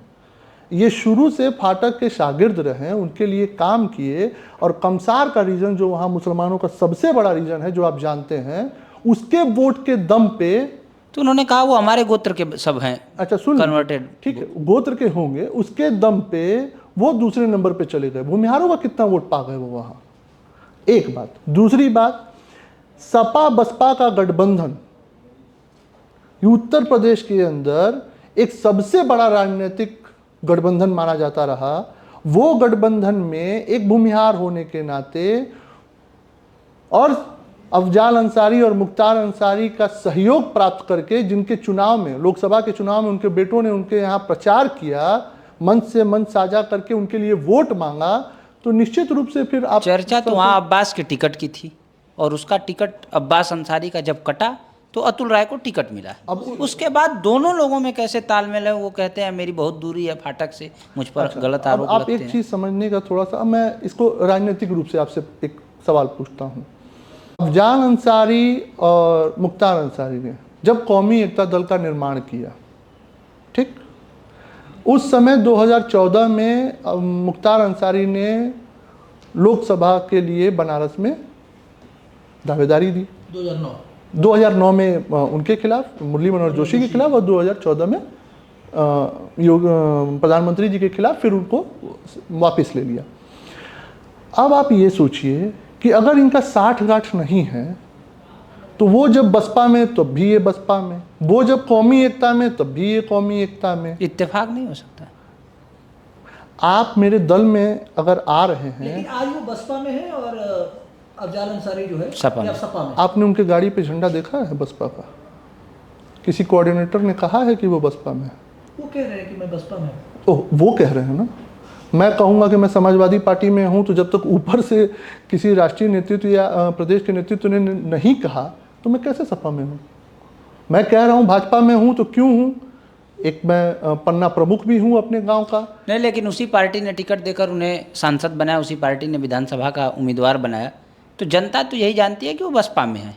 ठीक है, अब रही बात, मैं अभी जो आपने एक प्रश्न पूछा कि लोकसभा चुनाव का, तो जातीय समीकरण में जिस घोसी लोकसभा से वो चुनाव लड़े, हरिजन, यादव, भूमिहार और मुख्तार अंसारी के परिवार का पूरा सपोर्ट, तो उनके दम पे वहाँ वो सांसद बन गए। जमनिया में बसपा से लड़े, फाटक भी बसपा में था, वहाँ पे हरिजन, मुसलमान, सबसे बड़ी आबादी मुसलमान और हरिजन की, इसलिए दूसरे नंबर पे रहे, जीत नहीं पाए। जमनिया में भी अफजाल ने मदद की थी अतुल राय की। बिल्कुल, बसपा में थे अफजाल अंसारी। कहा जाता है कि ओम प्रकाश सिंह और अफजाल का संबंध उस्ताद और इन संबोधनों का है। ओम प्रकाश सिंह के खिलाफ मदद अफजाल ने अतुल राय की। बिल्कुल नहीं की होती तो आप सोचिए कि जिनको वो स्वगोत्री कह रहे हैं, वो वहाँ शायद जमनिया लड़ने का भी अपना प्लान बता रहे हैं, वो इस पर पता चल जाएगा। बिना, आप इस जिले के रहने वाले हैं, आप भी जानते हैं कि गाजीपुर की राजनीति में बिना एक मुसलमान कमसार का, बिना अफजाल अंसारी के कहे वहाँ वोट नहीं डाल सकता किसी अन्य को। ओम प्रकाश सिंह जी का अपना एक निजी वोट बैंक हो सकता है, लेकिन अगर कमसार का, उस वहाँ का क्या कहते हैं, उसिया का, इस सब बेल्टों का अगर मुसलमान का वोट चाहिए तो अफजाल अंसारी की सरपरस्ती चाहिए। इस जिले अतुल के राय के मोहम्मदाबाद लड़ने से किसको फायदा होगा? मोहम्मदाबाद वो अपना लड़ेंगे तो फायदा और नुकसान क्या, वो अपना चुनाव लड़ेंगे, हम अपना लड़ेंगे, फाटक अपना लड़ेगा। लेकिन मैं जानता हूं कि वो जब लड़ेंगे तो 60 गांठ करके ही लड़ेंगे। त्रिकोणीय मुकाबला होगा? नहीं, 60 गांठ करके लड़ेंगे। वो एक वोट कटवा के रूप में हो सकते हैं, और मैं ये भी जानता हूं कि मेरे चुनाव लड़ने पे वो चुनाव लड़ेंगे भी नहीं। क्यों नहीं लड़ सकते वो चुनाव? वो उनके जानते परिवार हैं का कि कोई वो व्यक्ति? जीतेंगे नहीं और वोट कटवा के रूप में ही रह उनके जाएंगे। परिवार का कोई व्यक्ति? अब ये मैं नहीं जानता हूँ। अब वो नहीं, तो आप कह रहे हैं मेरे लड़ने पर वो नहीं लड़ेंगे। बिल्कुल, मेरा इसलिए मानना है क्योंकि वो यहाँ पे जिस समाज के अलग जगाने में लगे हैं, पहले इस समाज को वो काट चुके हैं। ठीक, ऐसा तो नहीं कि दो लोगों की लड़ाई में तीसरा कोई बाजी मार लेगा? नहीं, तो मैंने कहा ना कि एक वोट कटवा के रूप में लड़ सकते हैं, लेकिन एक जिताऊ प्रत्याशी के रूप में लड़ना उनके लिए बहुत कठिन है। कठिन नहीं, नामुमकिन है। मोहम्मदाबाद से आप लोकल मोहम्मदाबाद से हैं। अफजाल अंसारी, मुख्तार अंसारी को गरीबों का मसीहा कहा जाता है, कैसे देखते हैं आप इसे? नहीं, गरीबों के मसीहा होते होते, वही तो मैं कहना, पहली बात भी मैंने कहा कि गरीबों के मसीहा बनते बनते खुद मसीहा हो गए और गरीब हो गए। अब ये तो जनता को देखना है। आप बताइए, मैं अपने पिताजी को जानता हूँ जिन्होंने छोटी मोटी ठेकेदारी सन 84 से लेकर 85 से शुरू किया, कॉलेज लाइफ के बाद से, बीएचयू से पढ़ने के बाद से। मेरे पिताजी ने बहुत प्रॉपर्टी बनाई और मेरे माताजी के 2005 तक की मैं बात करूं तो मेरे माताजी तक उन्होंने ट्रांसफ़र किया 3 करोड़ रुपया, जो पिछले हलफनामे में जमा है करीब वो 5 करोड़ रुपया है। और पिछले हलफनामे में आप उनके परिवार का जॉइंट देख लेंगे तो वो 100 करोड़ से ऊपर का है प्रॉपर्टी। और वो साइकिल स्टैंड से शुरू करते हैं और मेरे पिताजी एक गांव के एक जमींदार के बेटे के रूप में शुरू करते हैं, जिसके अपने हिस्से पे, पूरे परिवार को आप चले जाएंगे तो 50 से 60 बीघा होगा, अपने हिस्से पे उनका करीब 5 से 6 बीघा पड़ेगा। वो व्यक्ति वहाँ से शुरू करता है, एक व्यक्ति सन 84 से शुरू करता है। दोनों की स्थिति ऊपर नीचे मामूली स्तर की है। एक 5 करोड़ तक पहुँचता है और एक 100 करोड़ पे पहुँच जाता है। कैसे? मेहनत और तरक्की। किस चीज़ की तरक्की और किस चीज़ की मेहनत की? ऐसे कि 84 से 2002 आने में आप 100 करोड़ के मालिक हो जाते हैं। चाय वाला भी प्रधानमंत्री हो सकता है? नहीं, चाय वाला प्रधानमंत्री जनता ने बनाया है। आर्थिक स्रोत बिना लूटे नहीं हो सकती इतनी बड़ी। आर्थिक स्रोत आपका अपना निजी हो सकता है, किसी में इन्वेस्टमेंट करके, किसी में कमाई करके, लेकिन 0 से 100 पहुंचने के लिए आपकी अपनी निजी हो सकती है। चाय वाला प्रधानमंत्री तब होता है जब जनता उसको बनाती है। इसीलिए जनता ने बनाए रखा है, तो 3 बार से लगातार आदरणीय प्रधानमंत्री जी प्रधानमंत्री हैं। प्रधानमंत्री होने के बाद भी उनकी निजी संपत्ति आप देख लेंगे तो आप और हम जानते हैं कि कितने आश्चर्यचकित कर सकते हैं। गरीब लड़कियों की शादियां बहुत कराई हैं, मदद बहुत किया है फाटक ने। तो गरीब लड़कियों की शादी कराने के बाद उसका जिक्र करने की क्या ज़रूरत है? ये तो समाज में नोन है, ये तो कोई ऐसे तो नोन हमारे बारे में भी है कि हमने तो गरीबों के घर आवास अपने निजी पैसे से बनवाए हैं। मंदिर हो गए, मस्जिद हो गए, उसकी बाउंड्री अपने निजी पैसे से बनवाए हैं। मस्जिद भी बनवाया? बिल्कुल, बाउंड्री मैंने बनवाई है। लोगों ने मांगा है तो दिया है। सहायता में कभी ये मैंने नहीं देखा है कि किस धर्म के और किस जाति के लोग मेरे पास आ रहे हैं। किसी ने मांगा है तो दिया है। आप एक तरफ हिंदुओं को एकजुट करने की बात कर रहे हैं, दूसरी तरफ मस्जिद के बाउंड्री की बनाने की नहीं, मेरे लिए वो उस मुसलमान से दिक्कत है जो अफजाल अंसारी और मुख्तार अंसारी के विचारधारा वाले मुसलमान हैं, जो शिक्षित मुसलमान हैं, जो इस देश कौन सी विचारधारा? देश को बांटने की, लोगों के बीच में जातीय संघर्ष कराने की, एक दूसरे के बीच में आपसी मतभेद लाने की, और उस पर राजनीति करके केवल और केवल विधायक और सांसद बने रहने की। आप सांसद और विधायक बनिए। मैं अभी अपने क्षेत्र में भ्रमण कर रहा हूँ, जनसंपर्क कर रहा हूँ। लोग मुझसे नाली और खड़ंजे के लिए या अपने गांव के सीसी के रोड के लिए कह रहे हैं कि भैया इसकी मदद कैसे भी करवाइए। नेता की तो काबिलियत होती है कि वो जो है वो इस तरह की राजनीति करता है, वो कुछ लोगों को जोड़कर तोड़कर अपने साथ रखता है। ये तो काबिलियत है नहीं, काबिलियत होना, जोड़ना तोड़ना, गणित बैठाना, ये काबिलियत हो सकती है, पर विकास केवल ये करना कि मैं लाइट लगा दूं एक ऐसी जगह पे जो मेरे अपने निजी कार्यकर्ता का घर हो, बाकी पूरा गांव अंधेरे में रहे, बाकी जो सार्वजनिक जगह है वहाँ अंधेरा रहे, ये कौन सा नेतागिरी का गणित है? जब आप विधायक बनते हैं तो आप विधायक केवल 1,10,000 जो वो मत पाए थे उतने के नहीं हैं। आप विधायक हैं तो पूरे मोहम्मदाबाद के विधायक हैं। आपके लिए कोई जाति विद्वेष नहीं होनी चाहिए, आपके लिए सब समान होना चाहिए। इंतकाल के बाद हजारों की भीड़, तो ये तो बिना कमाए तो नहीं आई होगी। ठीक है, हजारों की भीड़ कैसी थी, बुलाई हुई थी कि क्या कहा गया था कि आइए शरीक होइए, या अपने मन से आई थी, ये तो एक जांच का विषय है, ये तो आप लोगों का। लेकिन इन विषयों पर भी जांच हो, ये शोभा तो नहीं देता है। नहीं, मैं कहाँ कह रहा हूँ कि आप जांच करिए, ये विषय जानकारी के लिए है कि इसकी जानकारी आप ले सकते हैं। आप चूंकि आपके क्षेत्र का भी मामला था, आपने भी उसको महसूस किया होगा कि जिस तरह की भीड़ और जिस तरह का लोगों में एक गुस्सा भी था उस दिन। किन लोगों में गुस्सा था? उनके लोगों में जो वहाँ पर थे, मतलब? जो इंतकाल के वक्त वहाँ पर थे। उन पर एक गुस्सा भी था सरकार के लिए। उन लोगों का गुस्सा होना स्वाभाविक है ना। जब मेरे पिताजी की हत्या हुई थी तो जौनपुर, भदोही, बनारस, क्योंकि मेरे पिताजी की मुखाग्नि बनारस हुई थी, गाजीपुर से बनारस गए थे लोग, आजमगढ़, मऊ, श्रावस्ती, बस्ती, अम्बेडकर नगर, गोंडा, सब वहाँ से सारे लोग आए थे। ठीक, गुस्सा उन लोगों में भी थी, गुस्सा इनके जो जनाजे में आए होंगे उनके में भी रही होगी। तो गुस्से का मतलब ये थोड़ी है कि मुख्तार अंसारी मसीहा हो जाएंगे। कृष्णानंद राय जी की जब हत्या हुई, उस दौर से अब तक का अगर आकलन किया जाए तो अगर आज वो जीवित होते तो गाजीपुर लोकसभा के प्रत्याशी के रूप में होते, इतना बड़ा छवि उनका हो पाता। देखिए, होता क्या है ना कि किसी व्यक्ति के रहते उसकी उतनी प्रशंसा या बड़ाई या ख्याति नहीं होती जब तक उसके जाने के बाद उसकी होती है। ऐसा मैंने देखा है। आज मनोज सिन्हा है, गाजीपुर को उनकी वैल्यू नहीं हो पा रही है। आज भी नहीं वैल्यू है, बिल्कुल नहीं हो पा रही है। अगर होती तो जिस व्यक्ति ने इस पूरे जिले में 5 साल के अंदर 3600 करोड़ का काम कराया, उसको जनता विकास से अलग हट के जातीय बंटवारे में चुनाव हरवा देती है। एक मैं बात कह रहा हूँ, एक उदाहरण दे रहा हूँ। अब ये अगर इस जिले को कद्र होती मनोज सिन्हा की, तो जो विकास का पहला स्वरूप हम सब लोगों ने, आप लोग भी जिले के होने के नाते, जो देखने का प्रयास किया या देखा, क्या इससे पूर्व में कभी हम लोगों ने देखा था? क्या हमने कभी सोचा था कि जो कायाकल्प स्टेशनों का हुआ उनके मंत्री बनने के बाद, वो कभी हम लोगों ने सोचा था? हम और आप युवा हैं, तर्क से ही हम लोग बात करते हैं, डाटा पे बात करते हैं। क्या हम लोगों ने कभी सोचा था? हम सब जानते हैं कि अगर वो रह गए होते तो यहाँ पे एरोप्लेन का स्ट्रिप बनने का और उसको विकसित करने की चर्चा भी चल रही थी। क्या वो चीज़ें हम लोग नहीं देख सकते थे? नहीं, जब आप बात ये करते हैं विकास की, जब पार्टियां टिकट का बंटवारा ही जातीय आधार पर करती है, समीकरण देख कर देती है, तो फिर जनता क्यों न देखे? फिर इतना भेदभाव क्यों?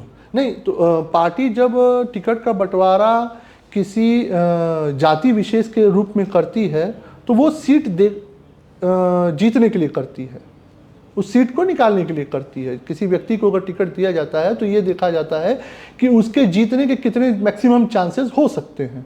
ठीक, विकास पैमाना तो नहीं रहा। नहीं, विकास का पैमाना तब आता है उस जिले में, या उसके पूर्व अगर सरकार होती है तो तब आता है जब वो उसका नीयत होती है, जब उसका वहाँ पे विकास के लिए वो भूखा होता है कि नहीं, हमें यहाँ पे अपने प्रत्याशी को इसलिए जिताना है कि मुझे इस क्षेत्र का कायाकल्प करना है, इसके विकसित बनाना है। जनता की आप बात बता रहे हैं? नहीं, मैं ये पार्टी की बात बता रहा हूँ, आप जनता से मत सोचिए। पार्टी ने मनोज सिन्हा को अगर टिकट दिया, एक मैं एग्जाम्पल की बात करता हूँ, तो पार्टी ने ये सोचा कि मनोज सिन्हा की जो नीयत है, उनकी जो छवि है, उनकी जो दागदार छवि, जो कभी नहीं, साफ स्वच्छ छवि के जो व्यक्ति हैं, इनसे अच्छा व्यक्ति अभी उस कैडर पे नहीं है। नहीं, पार्टी ने ये नहीं सोचा। पार्टी ने तो इनको, अमित शाह ने मंच से कहा कि इनको बलिया 2019 के चुनाव में, कि मैं बलियां इनको लड़वाना चाहता था। नहीं, मैं बलियां लड़वाना चाहता था, ये तो एक भाषण का विषय आप बता रहे हैं। ये भाषण का 2014 में विषय है। नहीं 2014 में जब आदरणीय मनोज सिन्हा जी यहाँ लड़े तो पार्टी ने लड़ाया तो यही देख के लड़ाया, साफ छवि का व्यक्ति जिसकी नीयत में विकास है। ये पार्टी ने सोचा किस लिए, क्योंकि अगर ये व्यक्ति जीतेगा तो विकास की धारा को बढ़ाएगा। समाजवादी पार्टी ने क्या सोचा, अफजाल अंसारी को देना है, क्या नीयत है, 3600 मुकदमे हैं पूरे परिवार पे। नहीं, एक सेकंड, पहले इस बात को मैंने पूरा 3600 मुकदमे हैं, क्या नीयत है पार्टी की। इससे पहले 2019 से 2024 का वो चुनाव लड़ चुके थे, क्या पार्टी ने उनका आकलन नहीं किया होगा कि कितने विकास की योजनाएं उन्होंने लागू कराई। क्या केवल वोट बैंक की राजनीति मुसलमानों को साधने के लिए पार्टी ने, समाजवादी पार्टी ने टिकट नहीं दिया। तो नीयत यहाँ दलों की भी है, कौन विकास चाहता है और कौन चाहता है कि नहीं मेरा प्रत्याशी बस जीत के मुझे अपना वोट बैंक शिफ्ट करना है। ये नीयत की मैं बात कर रहा हूँ।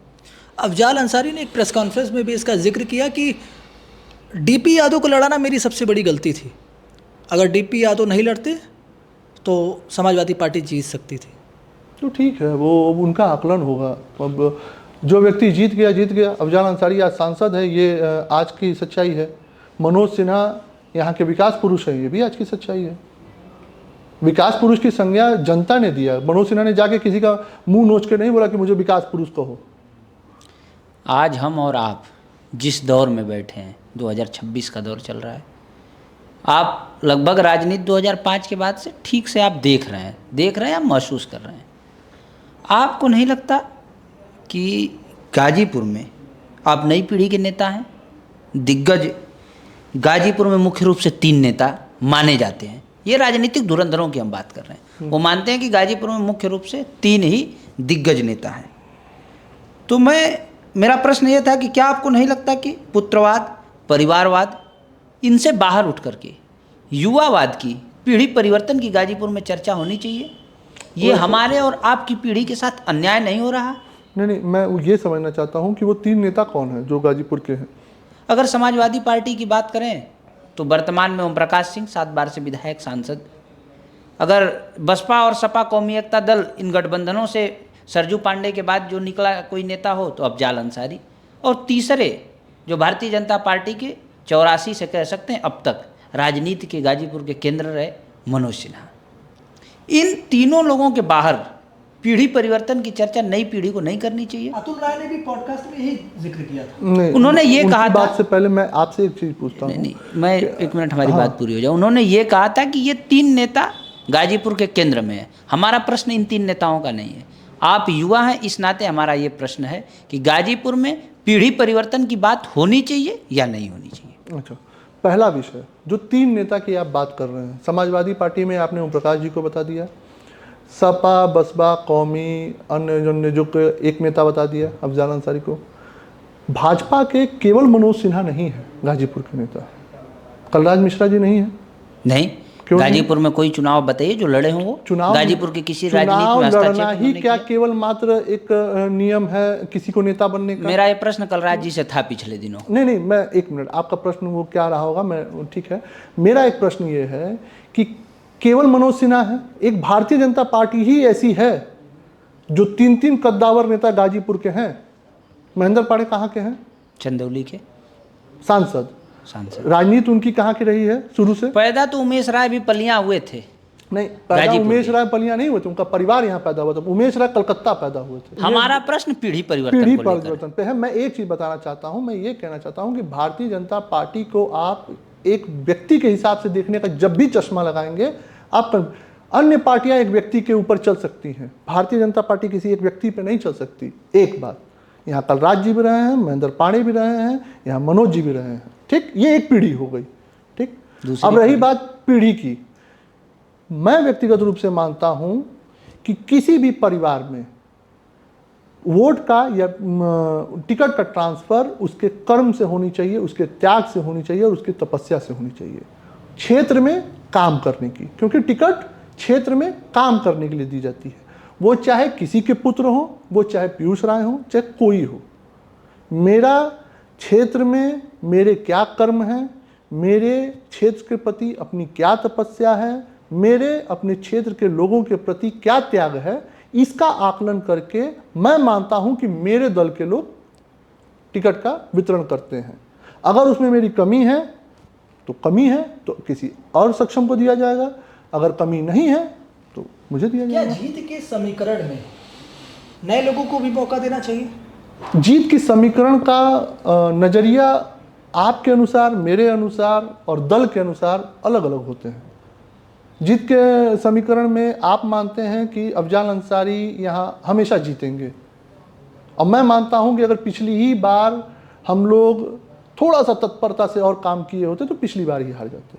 किस तत्परता की आप बात कर रहे हैं? तत्परता ये बात होती है कि जो हम लोग संगठित रूप से आपसी मनमुटाव को दूर करके अगर हम लोग एक संगठन के रूप में जिसे भी हमें मिल गया ऊपर से टिकट उसके लिए काम करते तो। जिस विधानसभा में हम बैठे हैं, इस विधानसभा से और इससे सटा विधानसभा जहूराबाद, दोनों बलिया का है लोकसभा में, जी। और दोनों समाजवादी पार्टी जीतती रही है, इस बार भी जीती है। ठीक है, इससे पहले तो मोहम्मदाबाद जिस आप तत्परता की बात कर रहे हैं उस पर मैं, नहीं 2017 से 22 माता जी जीती हैं। लोकसभा की मैं बात कर रहा हूँ। अच्छा, लोकसभा की बात कर रहे हैं आप। तो लोकसभा में इससे पहले हमारे बीरेंद्र सिंह मस्त जी जीते थे।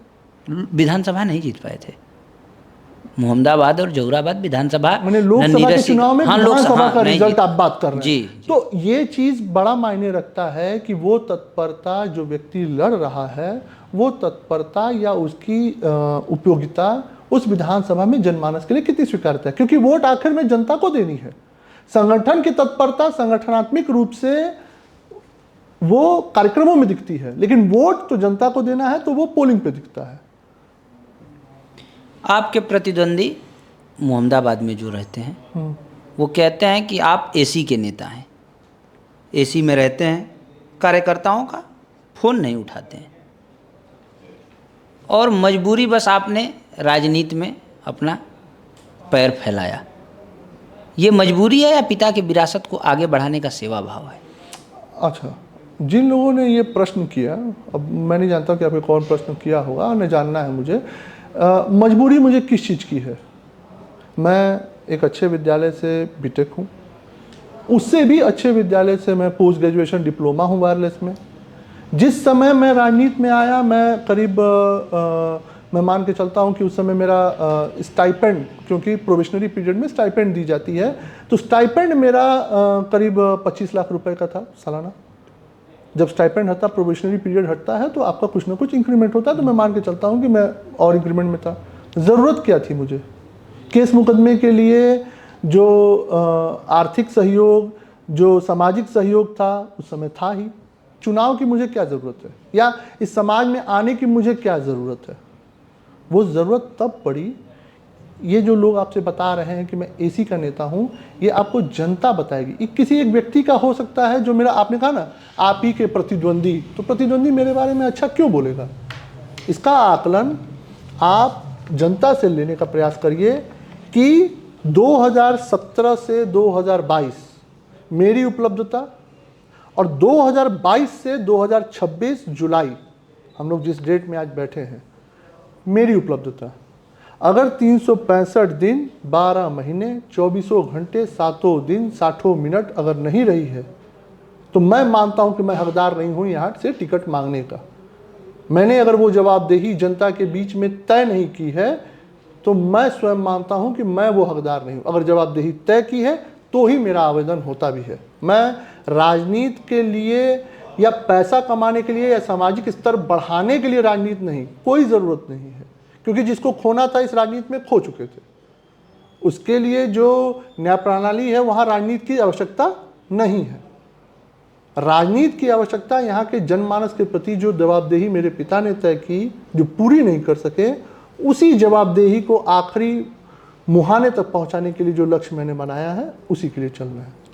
मुख्यमंत्री योगी आदित्यनाथ के साथ इधर बीच आपका मिलना बहुत हो रहा है, नज़दीकी का कारण?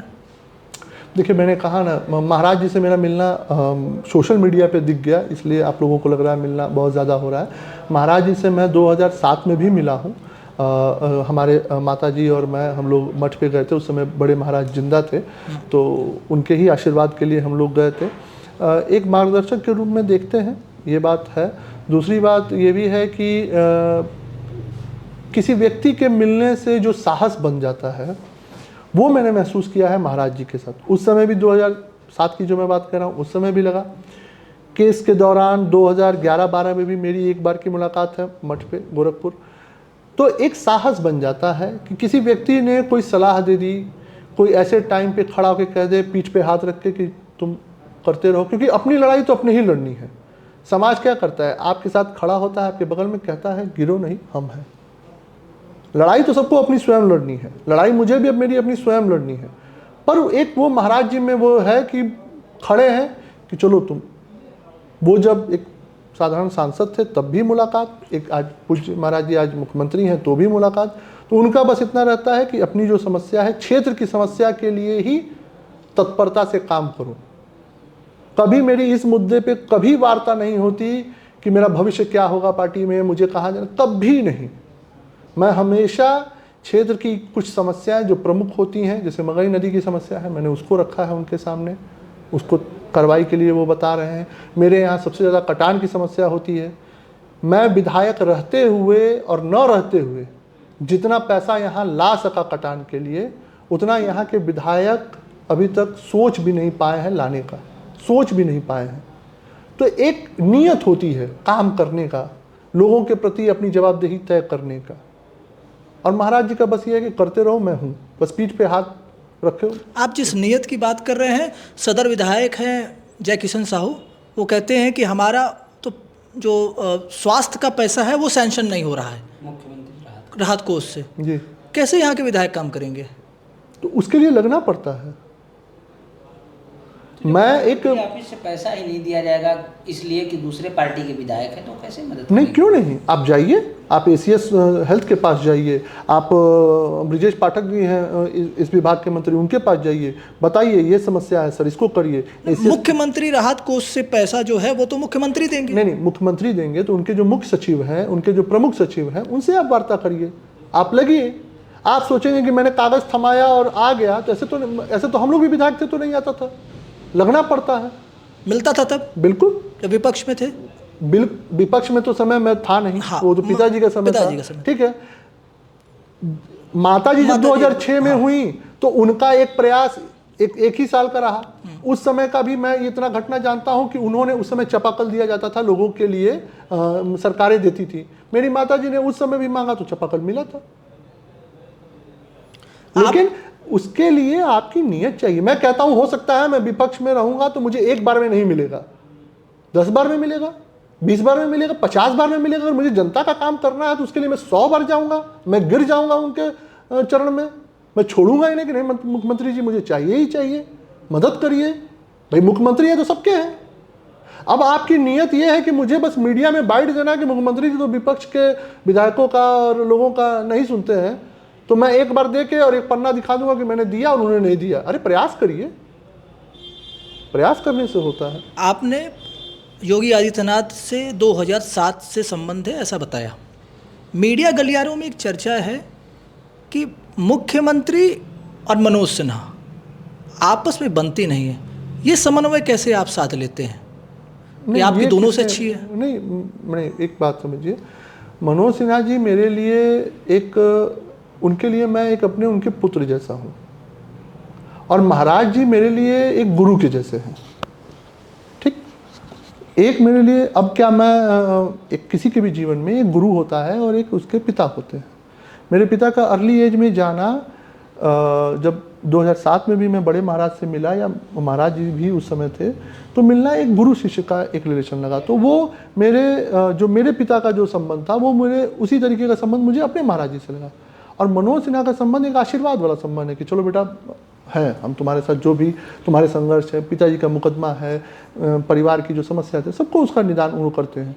लेकिन ये मैं विषय नहीं समझ पाया कि ये किसने कह दिया कि दोनों लोगों में समन्वय नहीं है। ये मीडिया गलियारों में चर्चा है। मीडिया गलियारों में तो चर्चा बहुत चलती है, उसमें हम और आप कैसे कह सकते हैं किसी चीज़ का, किसी चीज़ को कह देना इतने बड़े व्यक्तित्व के लोगों का, ये बहुत छोटी बात हो जाएगी। आपके चर्चा में ये आया कि मनोज सिन्हा पिता की तरह हैं आपके। पिता को अगर निर्णय करना पड़ा 2 पुत्रों के बीच में, विधानसभा तो कोई एक ही लड़ेगा। नहीं, किस तो- पुत्र के पक्ष में? नहीं, पिता ने जिसके पे कह दिया वो दूसरा को मानना है कि उसमें कोई वो नहीं है, जिसके लिए कह देंगे। एक चीज समझिए, पीयूष राय के लिए राजनीति एकदम स्पष्ट है। मुझे अपने जनता के प्रति जवाबदेही रखनी है, वो पद रहे या वो पद न रहे। 5 साल आप इसका आंकड़ा उठा के देखिए। दोनों जनता के पुत्र बीच में- जानते हैं कि किसी एक को त्याग करना है? नहीं, ये मैं नहीं जानता हूँ कि ये खबर आप किस पुत्र की बात कर रहे हैं। मैं उनको अपने पिता की तरह मानता हूँ और मैं ये जानता हूँ कि अगर मनोज सिन्हा ने ये कह दिया कि ये काम करना है, वो काम करना है। और राजनीतिक रूप से और पारिवारिक रूप से एक व्यक्ति ने मेरे बुरे के दिन में अगर खड़ा रहा है, चाहे वो मनोज सिन्हा का कद हो और चाहे वो पूज्य महाराज जी का कद हो। पूज्य महाराज जी आज मुझे कह दें कि पीयूष तुमको चुनाव नहीं लड़ना है, अब दुनिया की बात छोड़िए, पूज्य महाराज जी मुझे कह दें कि तो पीयूष तुम्हें चुनाव नहीं लड़ना है, तुम्हें अभी ऐसे ही रहना है।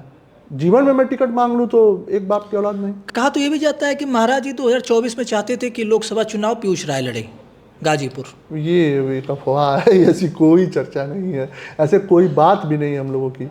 मैंने आपसे बताया ना, मैंने जीवन में कभी अपने महाराज जी से जो भी मांगा वो केवल क्षेत्र के लिए मांगा, अपनी सुरक्षा तक की भी, जबकि वो बोलते हैं कि सुरक्षित रहना, आराम से रहना, बहुत इधर उधर की ज़रूरत नहीं है, कोई भी सुरक्षा की बात होगी मुझसे कहना। आज तक मैंने कहा नहीं है। लोगों ने जा जाके गिड़गिड़ा के उनसे सुरक्षा मांग के आज रह भी रहे, मैंने कभी सुरक्षा मांगी नहीं है, जबकि मैं पर्सनल सारे बॉडीगार्ड रखता हूँ अपने निजी खर्चे पे। तो मैंने कभी सुरक्षा मांगी नहीं है, क्योंकि मैं मांगने में विश्वास रखता भी नहीं। लोकसभा लड़ने का ऐसा कभी मंशा नहीं, यहाँ से निकलकर? मैंने कहा ना, मुझे उतना ही सक्षम नेता बनना है कि मैं मोहम्मदाबाद की सेवा कर सकूं, इतना नहीं सक्षम बन जाना कि मोहम्मदाबाद से दूर हो जाऊं। एक लोकप्रिय विधायक के पुत्र होने के बावजूद अपराध जगत की अगर चर्चा होती है या भारतीय जनता पार्टी कहीं उदाहरण देती है, गाजीपुर, बलिया, घोसी, मऊ, आजमगढ़, बनारस, या मुख्यमंत्री जी अपने भाषणों में जब अपराध का जिक्र करते हैं तो पूर्व विधायक स्वर्गीय कृष्णानंद राय जी की चर्चा जरूर करते हैं। प्रधानमंत्री भी। तो एक लोकप्रिय विधायक के पुत्र होने के नाते या होने के बावजूद आपका जो अपना स्वरूप है वो किसी बड़े नेता के आवरण से ढका हुआ महसूस होता है? नहीं, क्यों आवरण से क्यों ढका होगा? अब बड़ा नेता का आवरण अगर आप कहते हैं तो निश्चित रूप से पूज्य महाराज जी का सानिध्य है। निश्चित रूप से जब समय विपरीत था तो आदरणीय मनोज सिन्हा जी का सानिध्य था। और रही बात इतने बड़े किसी व्यक्ति के पिता होने, पुत्र होने के नाते तो मेरी जिम्मेवारी भी तो उतनी ही बड़ी हो गई। जैसे आपने बताया कि प्रधानमंत्री जी नाम लेते हैं, पूज्य महाराज जी नाम लेते हैं, या इधर की सियासत में उनका नाम अपराध के खिलाफ अगर कोई लड़ाई लड़ा तो लिया जाता है, क्योंकि ऐसा उदाहरण ही एक है तो उस नाम लिया जाता जिम्मेदारी है। को आप बखूबी निभा पा रहे हैं? अब इसका तो समाज क्योंकि आपने करेगा। कहा कि मैं मोहम्मदाबाद तक अपने आप को सीमित रखता हूँ, जी, ये किसी दबाव में रखते हैं या स्वेच्छा से रखते हैं? नहीं, स्वेच्छा से। इसका स्वेच्छा ये है क्योंकि मैं ये मानता हूँ कि मोहम्मदाबाद में अगर जो अंसारी परिवार है, जो ऐसे लोग हैं, अगर मैंने इनको यहाँ ही परास्त कर दिया, इनके जड़ें ही मैंने काट दी, तो ये कहीं पनप नहीं पाएंगे। तो ये तो मऊ इनके पुत्र भी विधायक जाके हो गए, अन्य जगहों पर हो गए, वहाँ पर कभी जड़ हमेशा सबसे कोर होती है किसी भी संस्था के बढ़ने की।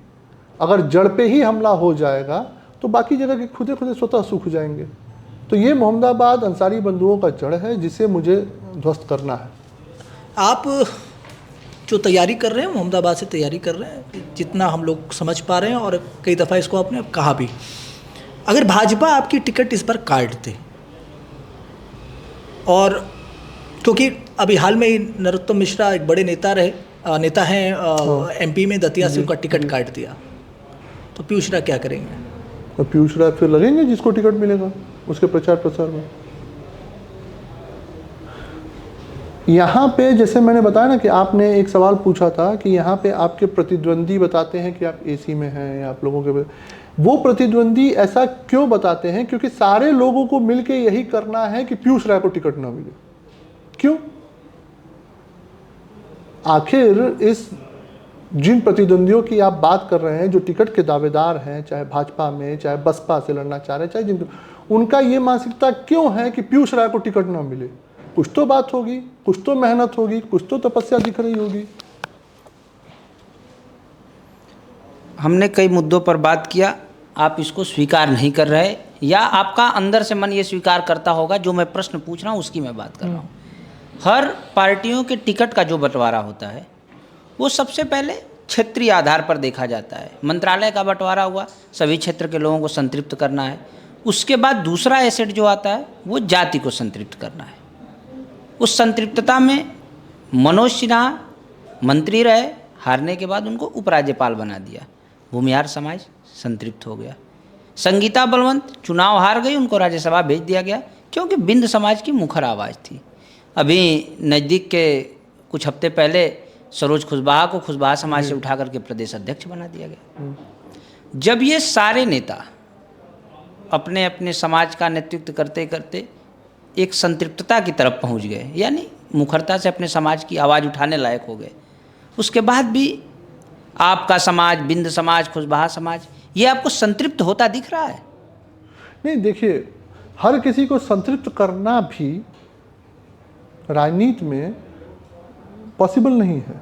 अब जैसे आपने बात किया, सरोज जी ने अपने जीवन के एक बड़े लंबे कालखंड को इस संगठन के, गाजीपुर के संगठन में, प्लस अलग अलग जनपदों के प्रभार पे रहते हुए अपना समय व्यतीत किया। उनकी जो निष्ठा रही पार्टी के प्रति, उनका जो उसके प्रति त्याग है, तपस्या है, आज उसका उनको मिला कि महिला मोर्चा की प्रदेश अध्यक्ष हो गई। जाति उसमें फैक्टर नहीं था, त्याग केवल फैक्टर था। नहीं, जात फैक्टर हो सकता है भी, लेकिन त्याग ज़्यादा है। ये बताइए, क्या कुशवाहा एक ही है, एक ही सरोज कुशवाहा है पूरे उत्तर प्रदेश में? नहीं। क्या एक ही कुशवाहा उतने लंबे अंतराल के एक ही कुशवाहा है? नहीं, केशव प्रसाद मौर्य हैं। नहीं, मैं संगठन के लिए बात कर रहा हूँ। संगठन में सरोज जी को महिला मोर्चा का प्रदेश अध्यक्ष बनाया गया, तो क्या उनके इतना लंबे अंतराल का कोई और कुशवाहा इस प्रदेश में नहीं होगा? निश्चित होगा। काम करने वाली ये पार्टी उतने लंबे दौर से चली आ रही है, निश्चित होगा। गीता शाह किससे पहले? वो भी उसी समाज गीता शाह के रही। नहीं, मैं ये कह रहा हूँ कि आप जाति समीकरण सेट करते हैं, ये एक सच्चाई है, क्योंकि इसी की राजनीति है पूर्वांचल में, जातीय समीकरण की। तो क्या हम उसमें सरोज कुशवाहा से बढ़िया कोई कुशवाहा का नेता इस जनपद में है? हम लोगों के पार्टी में, भाजपा में, आपके अनुसार उतने त्याग का, उतने तपस्या का, उतनी मेहनत का, महिला होके एक सिंगल मैंने देखा है, निजी रूप से देखा है, संगठन में काम करते हुए क्या कहते हैं इनको, मैंने, मेरा दूसरा प्रश्न था। नहीं, इनको काम करते हुए मैंने ये देखा है कि किसी के मोटरसाइकिल पे पहुंच के अपने संगठन के कार्य। मेरा दूसरा प्रश्न था, मेरा ये प्रश्न था कि खुशबहा समाज को नेतृत्व मिल गया, फिर भी एक विधानसभा में खुशबहा समाज को टिकट चाहिए। ये किसने कहा? नहीं, यही पार्टी का जो सच्चाई, मैं आपको जैसे जो प्रश्न मेरा पूरा तो प्रश्न, भूमिहार समाज को एक नेतृत्व मिल गया, लेकिन भूमिहार समाज का एक व्यक्ति कोई 7 विधानसभाओं में, गाजीपुर या अन्य जनपदों में भी ऐसा होता है, उनको चुनाव में अवसर मिलेगा। बिंद समाज का मिलेगा, लेकिन ये आप जो कैसे जानते हैं? मैं पिछले चुनावों का आकलन, पिछले चुनाव के आकलन के समय पे, पिछले चुनाव का जो आकलन कर रहे हैं, उस समय का संगठन का वो आप देखिए, वो आकलन देखिए। अब तो इस समय का ये जो चुनाव आने वाला है, इसका आंकड़ा तो अब भविष्य में है। अब भविष्य में ये जरूरी थोड़ी है कि किसी बिंद को टिकट मिलेगा ही मिलेगा। हो सकता है कि बिंद से अच्छा, या हो सकता है कि बिंद में ही मिले, कुशवाहा में और किसी को मिले, सबको मिले। नहीं, मेरा प्रश्न इसलिए ये था कि सनातन पांडे ने पिछले दिनों कहा कि समाजवादी पार्टी ब्राह्मण प्लस पीडीए जोड़ करके उत्तर प्रदेश में 27 में सरकार बनाने का उनकी जो मंशा है या प्रयास है, या बनाएगी। लेकिन भारतीय जनता पार्टी गाजीपुर, बलिया, इन क्षेत्रों में देखें तो ब्राह्मणों को जोड़ नहीं पा रही है। अन्य समाज तो संतृप्त हो रहा है, लेकिन ब्राह्मण समाज को अपना नेता, अपना प्रतिनिधित्व नहीं मिल रहा है। अरे ये कैसे आपने कह दिया? एक चीज़ बताइए, इस पीडीए में ब्राह्मण नया आ रहा है या पहले से था? क्योंकि ए का मतलब मैं अगड़ा ही समझता था, तो क्या ब्राह्मण अगड़ा नहीं है समाजवादी के लिए कि अब ब्राह्मण प्लस पीडीए की बात होने लगी? एक बात। दूसरी बात, ब्राह्मण समाज का प्रतिनिधित्व भाजपा में क्या शलभमणि त्रिपाठी ब्राह्मण नहीं है? गाजीपुर बलिया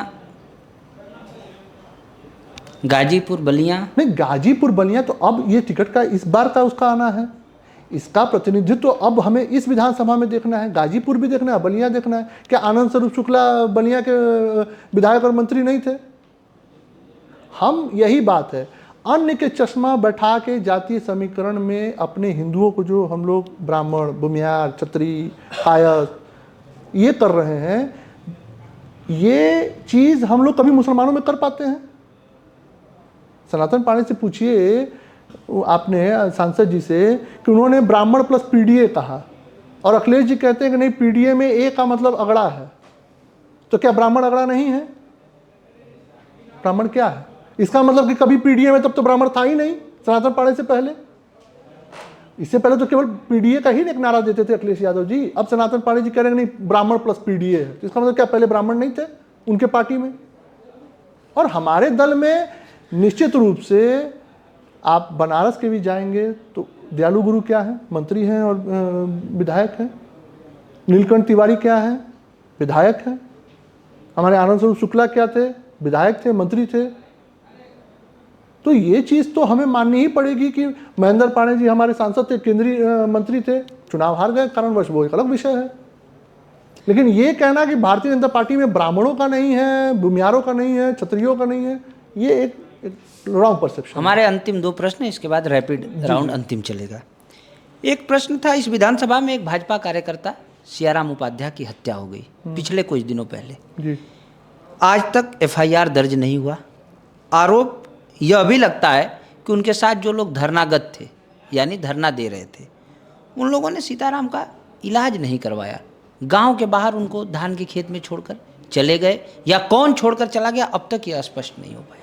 नहीं, देखिए, वो घटना तो एक दुखद घटना थी और निश्चित रूप से कुछ आवेग में आके जिन लड़कों ने वो धरने का रूप दिया और जिस रूप में वो काम हुआ, उस समय कार्रवाई यहाँ के जो मौजूदा एसपी हैं, यशस्वी एसपी ने एक बड़ी रूप में कार्रवाई थाने पे की थी और निश्चित रूप से उनकी जवाबदेही भी तय की गई थी। और ये घटना निश्चित रूप से हमारे विधानसभा के लिए, इस जनपद के लिए एक काला दिवस है। ये घटना नहीं होनी चाहिए थी। लेकिन क्या उस घटना के बाद जो राजनीति हुई, उस घटना में मृत के घर आके ये बताया जा रहा है कि ये 2 लाख रुपया मेरी तरफ से ले लो, ये 1 लाख रुपया मेरी तरफ से ले लो, ये वो मांग रहा है, उसको ज़रूरत है या नहीं है ये कोई नहीं पूछ रहा है। मीडिया का कैमरा चला, 1 लाख ले लो, 2 लाख, क्या उसकी वैल्यू रुपये से है? उसको ज़रूरत है, नहीं ज़रूरत है, वो एक अलग विषय है। गरीब परिवार है, गरीब ब्राह्मण का परिवार है, सबको मदद करनी चाहिए, ये भी एक अलग विषय है।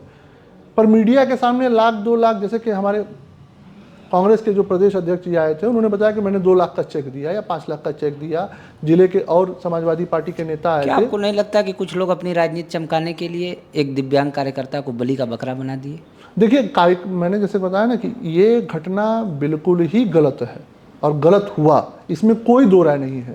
पर इस घटना की राजनीति उससे ज़्यादा बुरी है।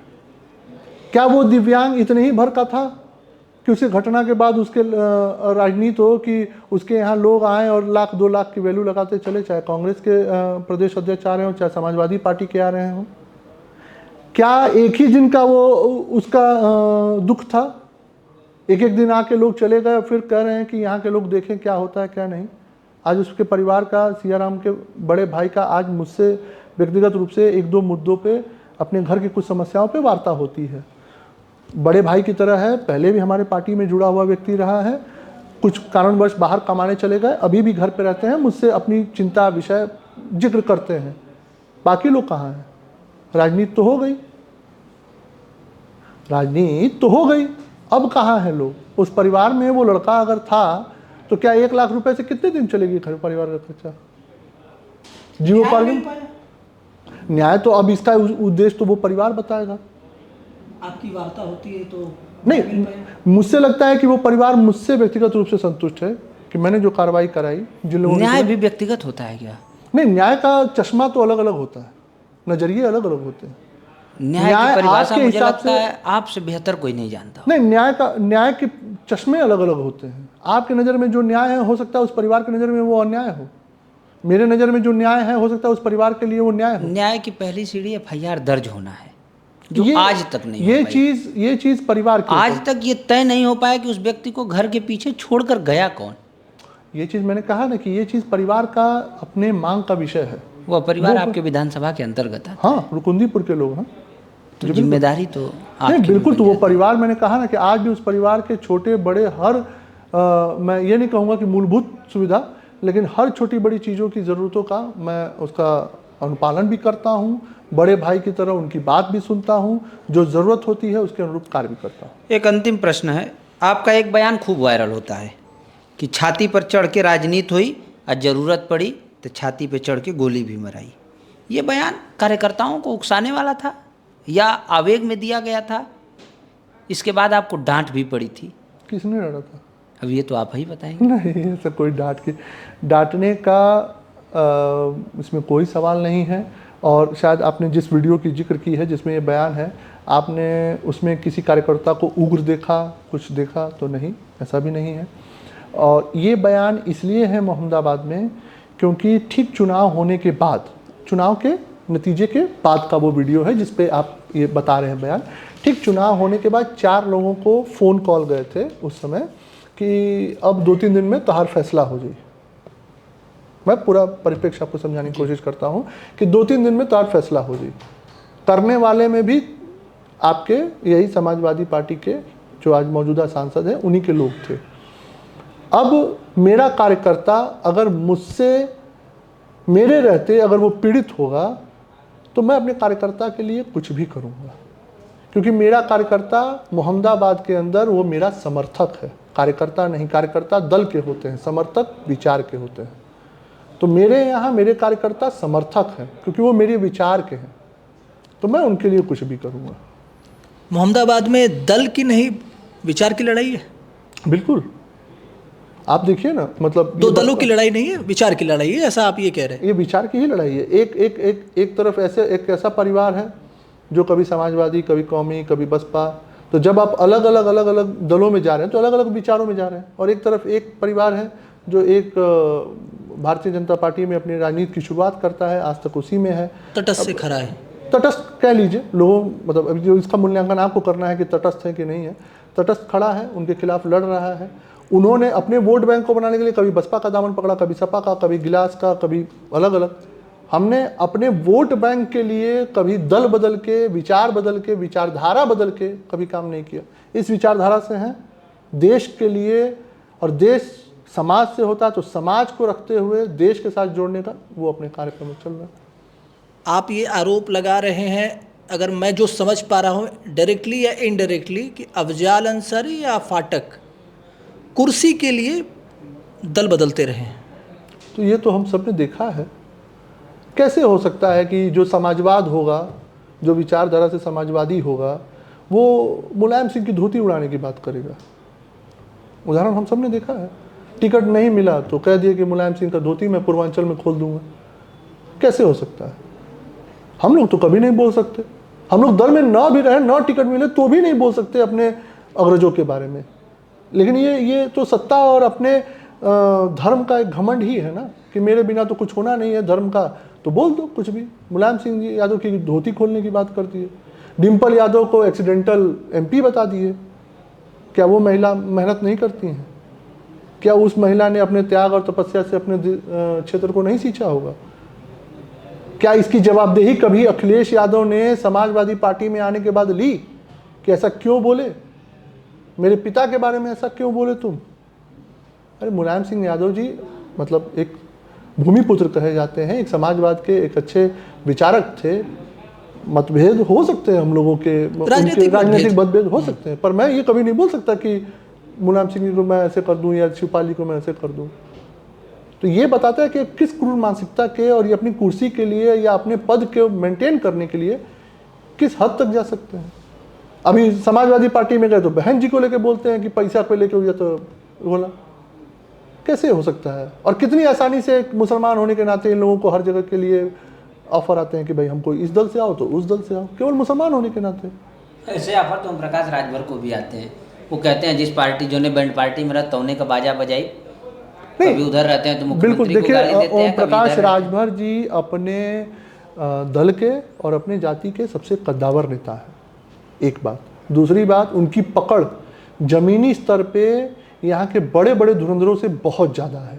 जमीनी स्तर पे पार्टी बदलने की बात की नहीं, पार्टी बदलने की बात ये आपका चश्मे का परिप्रेक्ष्य हो सकता है। अपने आप के और अपने समाज को मजबूत करने का परिप्रेक्ष्य मैं देखता हूँ कि शायद है उनका, कि अपने समाज को मैं मजबूत करता रहूँ। ओम प्रकाश राजभर प्यार जी के साथ भी हो सकता है कि वो अपने समाज को मजबूत करने के लिए पार्टी बदल रहा हो, जैसे ओम प्रकाश जी बदल रहे हैं। नहीं तो अपने समाज में किसको, तो वो गरीबों का समाज क्यों कहते हैं? कहे ना कि मुसलमानों को मुझे करना है, तो ओम प्रकाश जी तो कहते हैं, ओम प्रकाश राजभर जी तो कहते हैं कि भाई मुझे अपने समाज को उस स्तर पे लाके खड़ा करना है कि वो भी अपने नौकरी के लिए अपनी सक्षमता से लड़ सके। तो आप इस बात को स्पष्ट कर रहे हैं कि ओम प्रकाश राजभर अपने समाज के लिए लड़ते हैं। बिल्कुल, और हर अपना- गरीब के लिए, हर समाज के, जो वो वंचित, क्योंकि जो व्यक्ति ने ऑटो चला के अपने जीवन का शुरुआत किया, ठीक, उसने समाज के हर एक छोटे बड़े कड़ियों को देखा है, क्या विसंगतियां हैं वो देखा है। तो वो व्यक्ति ये चाहेगा ना कि मुझे इस समाज को निकाल के बाहर चलना है, और जब निकालना है तो उसके लिए उसको राजनीति की अपनी दृष्टि है। लेकिन उस समाज में वो गरीब को इंक्लूड करते हैं, और अफजाल अंसारी गरीब कहते हैं, करते मुसलमानों के लिए हैं। ये अंतर है। आप कह रहे हैं कुछ, कर रहे हैं कुछ, यहाँ पे अंतर है। हम अब रैपिड फायर राउंड की ओर बढ़ते हैं। जी, आप कम शब्दों में, जितना कम शब्दों में आप जवाब दे सके। आपकी सबसे बड़ी ताकत, मेरे पिता का संघर्ष, सबसे बड़ी कमजोरी, मेरी उत्तेजित भावना, अगर राजनीति छोड़नी पड़ी तो दूसरा करियर, लोगों की सेवा, जब लोग आपकी आलोचना करते हैं तो सबसे पहले क्या मन में ख्याल आता है?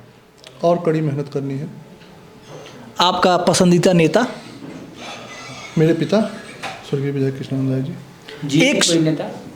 जीवित पूज्य महाराज जी, एक शब्द में योगी आदित्यनाथ। अविस्मरणीय। ऐसा नेता, इतने स्पष्ट नेता हम मैंने नहीं देखे। एक शब्द में मनोज सिन्हा। अभिभावक। एक शब्द में अफजाल अंसारी। लोमड़ी। एक शब्द में मोहम्मदाबाद। त्याग। अफजाल अंसारी और मुख्तार अंसारी के बीच बेहतर कौन? अपराध में मुख्तार और राजनीति की जातीय विद्वेष में अफजाल। मोहम्मदाबाद के बाद आपकी दूसरी विधानसभा जो पसंदीदा हो? कोई नहीं, मोहम्मदाबाद और मोहम्मदाबाद। आपका राजनीतिक गुरु? मेरे पिता, और मैं मान सकता हूं कि कहीं ना कहीं राजनाथ जी। संकट के साथी? संकट के साथी मेरी माता जी। ब्रजेश सिंह से आखिरी बार कब बात हुई? काफ़ी अरसे हो गए, मुझे लगता है 3 या 3.5 साल। आपका मोटिवेशन क्या है? मेरे पिता ने जो अपना लहू यहाँ बहाया है, जिस शिखा को उनके सर से काटी गई थी, उस शिखा का मान। आपकी चुनावी क्षेत्र मोहम्मदाबाद, आवास वाराणसी है जो लगभग 110-120 किलोमीटर से अधिक है। वजह सुरक्षा या डर? नहीं, मेरा आवास गाज़ीपुर है और गुणौर है, और ये विगत 10 सालों से है। एक भ्रांति है कि मैं बनारस रहता हूँ, मैं रहता हूँ गाज़ीपुर, जिसका मेरे क्षेत्र से दूरी करीब 10 से 12 किलोमीटर है। कठवा मोड़ मेरा पहला चौकी है जो पड़ता है, और गुणौर से तो मेरे विधानसभा का ही है, तो ना कोई डर है और ना कोई मजबूरी है, जवाबदेही है क्षेत्र में। वाराणसी नहीं जाते आप? नहीं, वाराणसी नहीं जाता मैं। क्षेत्र में ही रहते हैं? क्षेत्र में ही विधानसभा में ही घर आवास है? जी, विधानसभा नहीं कहूँगा, गाजीपुर सदर में आवास है जो 10 किलोमीटर की दूरी पे है, और गुड़ौर है जो विधानसभा में आवास है, पैतृक आवास। पीयूष राय जी, बहुत बहुत धन्यवाद, एक तो समय देने के लिए, चूँकि आप यात्रा पर थे और यात्रा से निकल कर आप आए और हम लोगों को समय दिया, तो इसके लिए एक बहुत बहुत धन्यवाद। एक बेबाकी से, बहुत बेबाकी से सारे प्रश्नों के आपने जवाब दिए, कोई प्रश्न स्किप नहीं किया। जो एक नेता के, एक युवा नेता के एक अच्छे गुण हो सकते हैं, वो सारी खूबियाँ आप में देखने को मिलती हैं। तो फिर से आपको बहुत बहुत धन्यवाद। तो अगले मेहमान के साथ फिर मिलेंगे, तब तक के लिए नमस्कार।